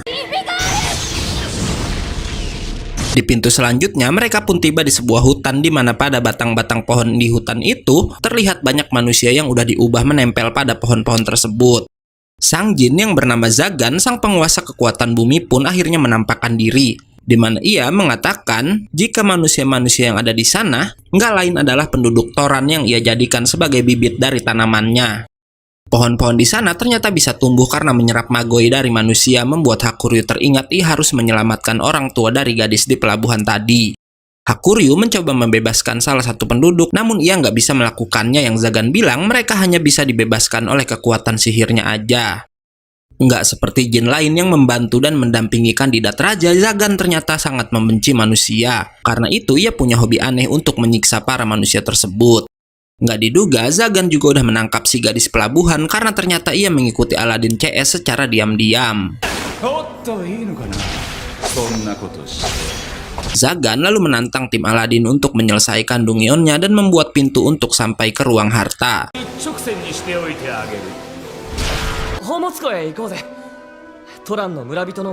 Mereka pun langsung memasuki ruangan baru di mana di sana terdapat kotak-kotak berwarna hitam yang harus dilewati untuk sampai di seberang ruangan. Namun tiba-tiba terdengar nyanyian lagi yang ternyata makhluk-makhluk dalam Dungeon menjadi buah saat mendengar nyanyian dari Zagan tersebut. Hakuryu mencoba melawan namun ia sama sekali nggak bisa menyerang makhluk berkekuatan sihir, hingga Alibaba menggunakan amonnya untuk bertarung dengan makhluk-makhluk aneh tersebut. Karena sihir hanya bisa dilawan oleh sihir, Aladin pun menggunakan sihir api untuk membasmi anak buah Zagan, namun para makhluk aneh itu bisa bergabung jadi raksasa, membuat Aladin memberikan apinya pada pedang Amon yang berhasil menebas raksasa tersebut. Mereka pun berhasil sampai di seberang, sementara Hakuryu kesal karena dirinya sama sekali nggak bisa membantu. Sampai di perjalanan, ia berkata jika ada ujian lagi maka Aladin dan kawan-kawan nggak boleh membantunya. Nggak diduga, Zagan yang memperhatikan mereka dari sebuah ruangan, punya ide untuk membagi tim Aladin dalam dua kelompok, di mana Morgiana dipindahkan bersama Hakuryu. Kacaunya, Hakuryu tetap aja melarang Morgiana membantunya hingga tiba-tiba salah satu patung golem yang ada di tempat mereka hidup dengan sendirinya. Zagan memberitahu jika makhluk-makhluk ciptaannya hanya bisa dikalahkan dengan sihir yang gawatnya dari Morgiana ataupun Hakuryu sama sekali nggak bisa menggunakannya. Mengejutkannya, Hakuryu ternyata punya teknik energi Ki yang dengan menyalurkan energi itu ke senjatanya ia berhasil menebas lawannya. Sementara di ruangan lain saat itu Aladin dan Alibaba bekerja sama dan udah berhasil mengalahkan semua musuh mereka. Balik lagi ke Hakuryu yang kesulitan melawan semua golem karena energi Ki ternyata menggunakan kekuatan Mago yang bisa mengurangi daya hidup sang pangeran. Namun ia nggak mau menyerah dan berkata pada Morgiana ia nggak peduli walau kekuatannya bisa memperpendek daya hidupnya sendiri. Ia lagi-lagi melarang Morgiana membantu, namun sang Fanalis yang tahu Hakuryu udah kelelahan nggak mau mendengar dan berkata sang pangeran nggak boleh mati karena pasti ada seseorang yang menyayangi sang pangeran dan sedang menunggu kepulangannya. Pintarnya, sang Fanalis yang tahu ia nggak bisa menghancurkan golem dengan kekuatan kakinya aja melempar salah satu golem ke arah golem lainnya sampai hancur. Sementara Hakuryu yang kelelahan lalu nggak sadarkan diri. Hakuryu lalu memimpikan masa lalunya saat ia kecil dan sedang berlari di tengah kebakaran.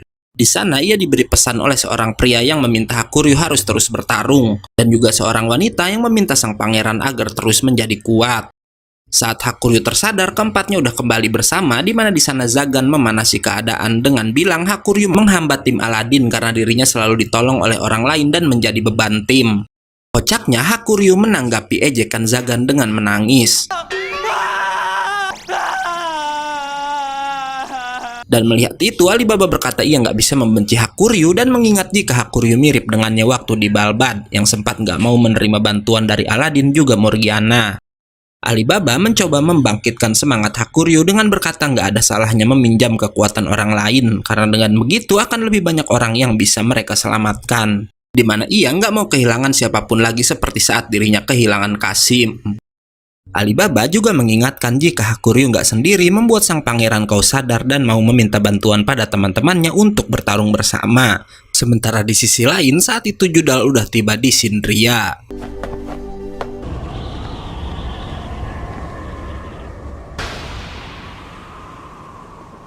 Juda langsung menyerang dengan petirnya untuk menembus penghalang yang selama ini melindungi kota itu. Jafar meladeni Judal walau kekuatannya bukanlah lawan untuk sang magi jahat.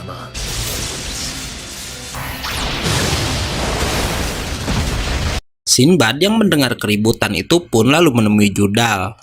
Judal datang untuk menanyakan bukankah aneh jika ada magi baru terlahir lagi di dunia, karena sejak dulu konon jumlah magi nggak lebih dari 3 orang dan selama ini selain dirinya udah ada 2 magi lain, di mana berarti Aladin merupakan magi yang keempat. Apalagi Aladin punya kekuatan aneh yang nggak pernah ia lihat, di mana kekuatan itu membuat petinggi Al-Sarmen menginginkannya. Judal juga bertanya apa maksud dan tujuan Sinbad berteman dengan Aladin karena ia juga mengaku ingin bekerja sama dengan Sinbad, di mana katanya Judal dulunya juga adalah korban dari Al-Sarmen. Dan ia tahu hal itu karena Aladin udah menunjukkan masa lalunya.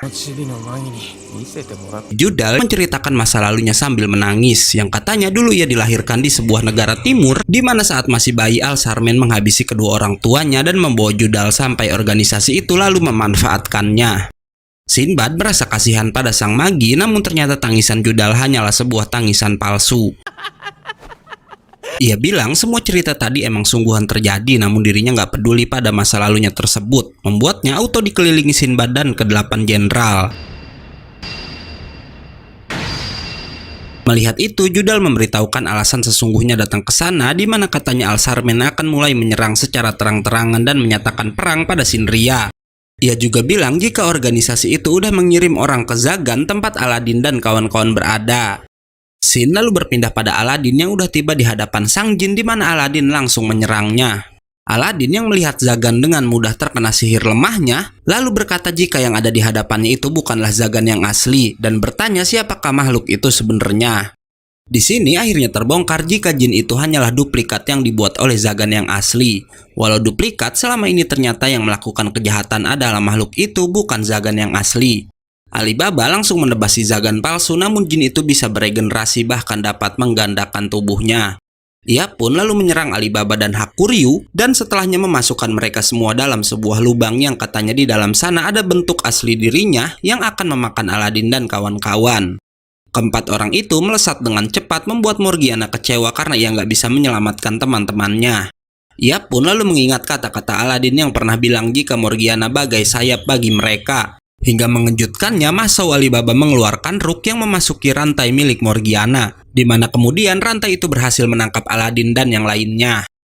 Karena itu, Morgiana yang kini bisa menggunakan wadah pelayan berhasil membawa teman-temannya kembali naik ke atas. Morgiana pun lalu kembali ke bawah untuk mengalahkan bentuk asli dari sang duplikat. Dengan bantuan rantainya, Morgiana berhasil menghindar dari serangan. Saat udah dekat dengan bentuk asli sang duplikat, rantai Morgiana tiba-tiba mengeluarkan cahaya dan kemudian mengikat tubuh makhluk itu. Karena rantai sang Fanalis merupakan wadah pelayan bagi Amon, rantai itu juga punya kekuatan api yang kemudian membakar makhluk jahat tersebut. Dan berkat Morgiana, sang duplikat pun akhirnya ikut terbakar sampai musnah. Aladin dan kawan-kawan lalu pergi ke tempat Morgiana yang udah nggak sadarkan diri karena sang Fanalis udah kehabisan Magoy akibat kekuatan yang ia keluarkan tadi. Karena si duplikat udah kalah, sang gadis pelabuhan yang diketahui bernama Tiare lalu menemui Hakuryu. Hingga setelahnya mereka pun bersama-sama pergi ke ruang harta. Begitu memasuki ruangan tersebut, Aladin dan kawan-kawan langsung diserang oleh sebuah naga batu di mana kekuatan itu berasal dari sang pedagang senjata yang datang bersama dua orang anggota Al-Sarmen. Di mana mereka datang ke sana karena menginginkan kebijaksanaan Sulaiman milik Aladin dan juga nyawa dari Alibaba. Sang gadis yang bernama Dunya langsung menyerang lagi dengan naga batunya, membuat Alibaba dan Aladin berniat bekerja sama untuk melawan. Dunya lalu mengenalkan dirinya yang katanya ia adalah seorang putri dari sebuah negeri bernama Mustasim, di mana Mustasim adalah negeri besar di barat yang konon udah dihancurkan oleh sesuatu bernama Magnostad. Dunya lalu mengejek Alibaba yang katanya kenapa Alibaba nggak mati aja karena udah menyerahkan Balbat begitu aja pada Kou, membuat negeri itu diambang kehancuran. Alibaba bilang Balbat nggak hancur dan kini masih ada sebagai negara republik. Namun Dunya menjawab walau masih ada apa gunanya jika negeri itu ada di bawah bayang-bayang Kou. Dan untuk menebus kesalahan itu Dunya bilang ia akan membantu Alibaba dengan menghabisi nyawanya. Anehnya, Dunya kemudian menusuk tubuhnya sendiri dengan tongkatnya yang disebut si pedagang senjata sebagai wadah logam kegelapan yang khusus dimiliki oleh organisasi Al-Sarmen. Sama seperti Kasim, setelahnya Dunya berubah menjadi sosok jin hitam membuat Alibaba histeris karena hal itu mengingatkan dirinya pada si Kasim. Jin hitam Dunya ini punya kekuatan mengendalikan pasir dan menciptakan medan magnet yang kemudian pasir-pasir itu ia pakai untuk menyerang. Alibaba mencoba menyerang balik namun ia dihalangi oleh pengawal Dunya yang bernama Ishak. Di sisi lain, Hakuryu dan yang lain yang diminta pergi oleh Aladin juga Alibaba saat itu udah tiba di depan pintu ruang hartanya. Sementara di Shinria, Judal menantang Sinbad untuk melawan kekaisaran Kou yang kini udah punya 5 penakluk Dungeon. Yang adalah Ren Kouha, Ren Kogyoku, Ren Koumei, Ren Hakuei, dan yang terhebat di antara mereka Ren Kouwen. Kogyoku yang polos lalu bertanya apa mereka akan perang dengan Shinria, yang Judal jawab untuk saat ini Shinria harus lebih dulu melawan organisasi sementara Kou ada di urutan selanjutnya. Judal pun mencoba mempengaruhi Kogyoku agar bertarung bersamanya, bahkan ia mengiming-imingi gadis itu dengan posisi jenderal, namun Kogyoku nggak menjawab dan malah menatap ke arah Sinbad. Judal lalu berpesan agar Sinbad nggak mati dulu melawan Al-Sarmen karena ia menantikan pertarungan Shinria melawan Kou, hingga kemudian si magi jahat pun pergi begitu aja. Dan gak pakai lama setelah Judal pergi, organisasi Al-Sarmen pun benar-benar datang untuk menyerang Shinria. Balik lagi ke Zagan, di mana saat itu Aladin dan Alibaba sama-sama kesulitan melawan musuh mereka masing-masing. Alibaba mengingat pesan Sarkan yang bilang bentuk masaunya sekarang gak cocok dengan teknik berpedangnya, membuat Alibaba mengembalikan masaunya ke bentuk semula, hingga yang mengejutkan ia bisa merubah bentuk pedang ke bentuk pisau hitam yang cocok dengan gaya bertarungnya sendiri.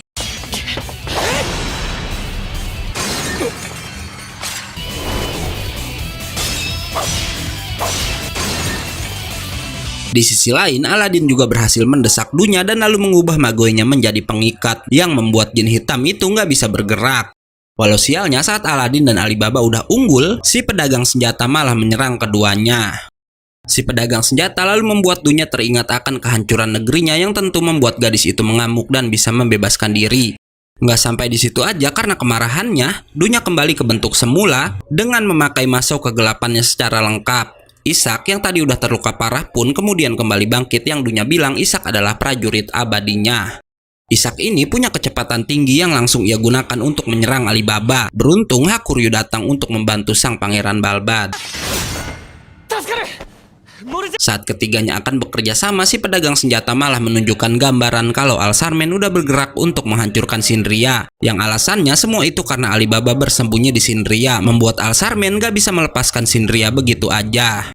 Ia membuat Alibaba kena mental dengan bilang udah takdirnya jika kemanapun Alibaba pergi dirinya akan membawa kehancuran dan kematian pada negeri tersebut. Namun Hakuryu bilang Alibaba nggak usah mendengarkan pria itu karena Al-Sarmen emang udah menargetkan Shinria sejak lama. Pertarungan pun dimulai oleh Dunya yang membuat lingkaran sihir besar di udara hingga Shin kembali ke Shinria di mana Sinbad sedang memerintahkan jenderal dan seluruh prajuritnya agar bersiap untuk berperang melawan Al-Sarmen. Kedelapan jenderal pun langsung disebar ke berbagai penjuru untuk menghalau serangan pihak musuh. Drakon memimpin pasukan pemanah untuk menyambut organisasi Al-Sarmen, sementara Yamuraiha, Masrur, dan Sarkan masing-masing harus menghadapi para petinggi organisasi jahat tersebut.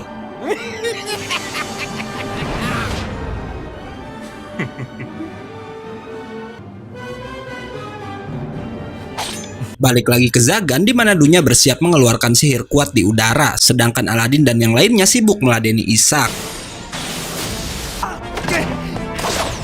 Alibaba hampir aja tewas terkena tebasan, namun Hakuryu melindunginya, bahkan ia sampai rela harus kehilangan satu lengannya sendiri. Sialnya, bersamaan dengan itu Dunya bersiap menembakkan sihir terkuatnya di mana ia bisa menciptakan banyak sekali pedang dengan teknik tersebut. Pedang pun langsung menghujani Aladin dan yang lainnya. Sementara di Shinria saat itu perang juga udah dimulai di mana Spartos dan Hinahoho dengan mudah menghabisi pasukan Al-Sarmen. Di lain sisi, Sarkan sedikit kesulitan karena lawannya bisa menggandakan diri untuk menyerang, bahkan Sarkan harus terkena tebasan dari belakang. Sedangkan lawannya Muraiha punya bola-bola kecil yang bisa menghancurkan pelindung sang penyihir dan lawan dari Masrur bisa menciptakan lengan hitam raksasa. Berpindah pada Pisti yang menggunakan para monster laut untuk menghancurkan cairan hitam yang dibawa oleh organisasi Al-Sarmen. Namun yang mengejutkan, monster-monster itu nggak berdaya begitu menyentuh cairan aneh tersebut. Hingga di sini terbongkar jika cairan itu bisa menelan apapun yang disentuhnya, yang bahayanya cairan itu kini mengarah langsung ke Shinria. Kembali lagi ke Zagan di mana Dunya sangat yakin jika ia udah mengalahkan Aladin dan kawan-kawan. Di sini akhirnya terbongkar jika tujuan Dunya bergabung dengan Al-Sarmen karena ingin organisasi itu membangun kembali negerinya yang udah hancur. Namun ternyata Aladin dan kawan-kawan bisa selamat berkat sihir dari sang magi. Alibaba menyerang dari belakang dan berhasil melukai punggung si Ishak. Hingga nggak lama ia pun berhasil membuat hancur kepala sang manusia abadi. Di sini akhirnya terbongkar jika Ishak hanyalah sebuah boneka yang digerakkan oleh sihir magnet dari si Dunya. Namun berkat serangan habis-habisan dari Alibaba, boneka itu pun kemudian hancur menjadi debu. Melihat kesedihan Dunya yang kehilangan Ishak, Aladin menebak kalau gadis itu cuma dimanfaatkan oleh Al-Sarmen. Hingga kita ditunjukkan jika dulunya Ishak adalah manusia sungguhan yang pernah berjanji akan selalu menemani sang putri.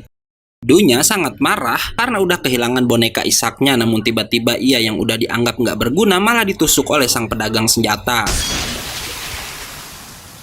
Shin lalu berpindah pada Masrur yang sibuk menghindari tangan raksasa dari lawannya. Gawatnya, tangan itu kemudian menjadi banyak, namun Masrur menggunakan wadah pelayannya membuat kekuatannya itu bisa menembus tubuh sang musuh.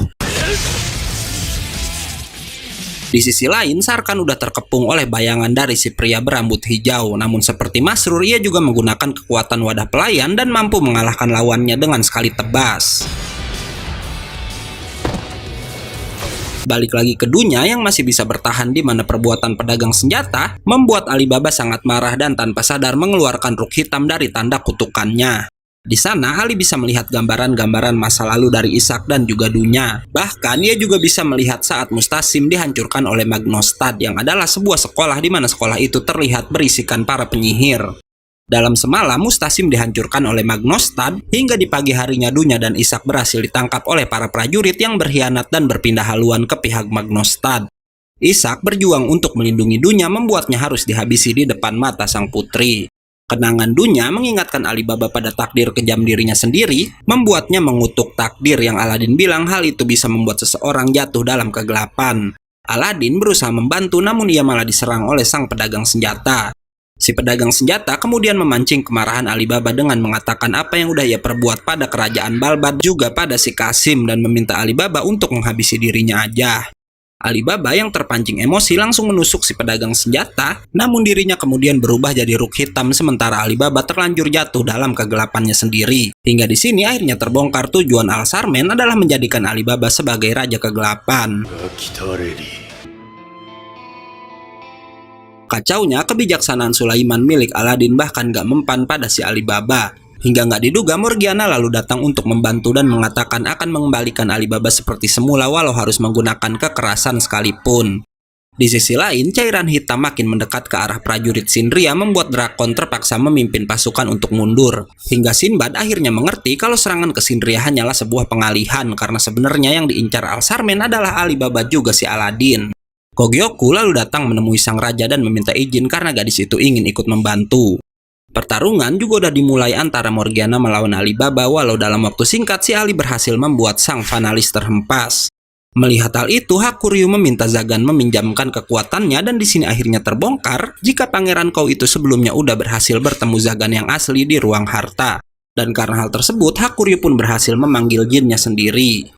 Zagan, sang jin bumi, langsung memberikan Hakuryu lengan buatan dari akar pohon dan lalu kembali menghilang. Hakuryu lalu menyerang dan berhasil menjatuhkan pedang si Alibaba, disambung Morgiana yang berhasil menghancurkan mahkota di kepala anak itu. Karena mahkotanya udah dihancurkan, Aladin pun berhasil memberikan ruk cahayanya pada Alibaba, sementara di waktu yang bersamaan Sindria saat itu udah dikepung oleh cairan hitam Al-Sarmen. Nggak hanya itu aja, karena Yamuraiha yang masih bertarung pun berhasil didesak oleh lawannya. Bahkan si pria tua kemudian memakai masau lengkapnya dan langsung menembak walau tembakannya berhasil dipantulkan Yamuraiha ke arah cairan hitam dan berhasil menghilangkan setengahnya. Pria itu nggak terima oleh perbuatan sang penyihir namun ia kemudian dihabisi oleh si Spartos.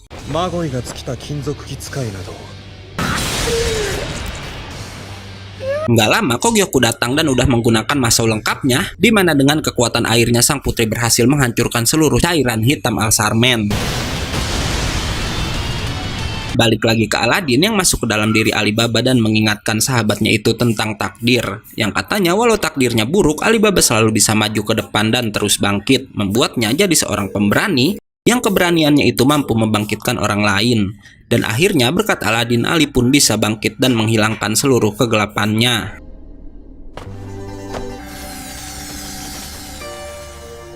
Sementara itu, si pedagang senjata yang nggak tahu Alibaba udah pulih dengan pedenya berkata kalau Pangeran Balbad itu masih menjadi budaknya. Hingga ia dikejutkan oleh kedatangan Sinbad yang menemuinya menggunakan sihir teleportasi. Sinbad pun langsung menggunakan salah satu masaunya walau si pedagang senjata bilang jika terlalu banyak menggunakan magoi, sang raja akan jatuh dalam kegelapan.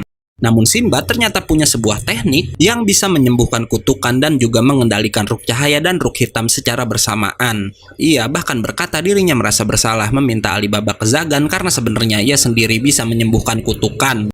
Namun itu ia lakukan sebenarnya agar sang Pangeran Balbad terus berkembang. Sinbad lalu menyerang lawannya itu dengan gabungan ruk hitam dan cahaya membuatnya kembali jadi boneka kecil dan lenyap dari sana. Balik lagi pada jiwa Aladin dan Alibaba yang berpindah tempat pada sebuah kota yang hancur. Di sana mereka menemukan inti kutukan yang ada di tubuh Alibaba di mana kutukan itu nggak lain adalah wujud dari si pedagang senjata. Aladin lalu bertanya kenapa Al-Sarmen selalu ingin dunia jatuh dalam kegelapan. Yang kutukan itu bilang agar manusia bisa mengubah takdir kejam mereka. Namun Aladin menjawab jika manusia nggak mengikuti takdir mereka yang sebenarnya maka dunia pasti akan hancur. Si kutukan yang tahu kalau Aladin merupakan perwakilan dari Raja Sulaiman lalu menunjukkan masa lalu saat sang raja terdahulu itu udah dipilih langsung oleh 3 magi sekaligus. Namun ternyata salah satu magi kemudian berkhianat hingga peperangan terjadi antara sang magi melawan sang raja dan semua jinnya.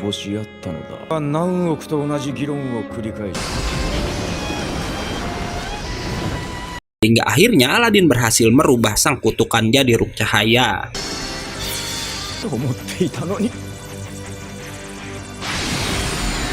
Dan season ke-1 ini pun ditutup oleh kembalinya Alibaba ke hadapan teman-temannya. Oke, karena videonya udah habis, gue undur dan gak yakin movie pamit. Jangan lupa datang lagi besok untuk tahu kelanjutan ceritanya. Bye-bye.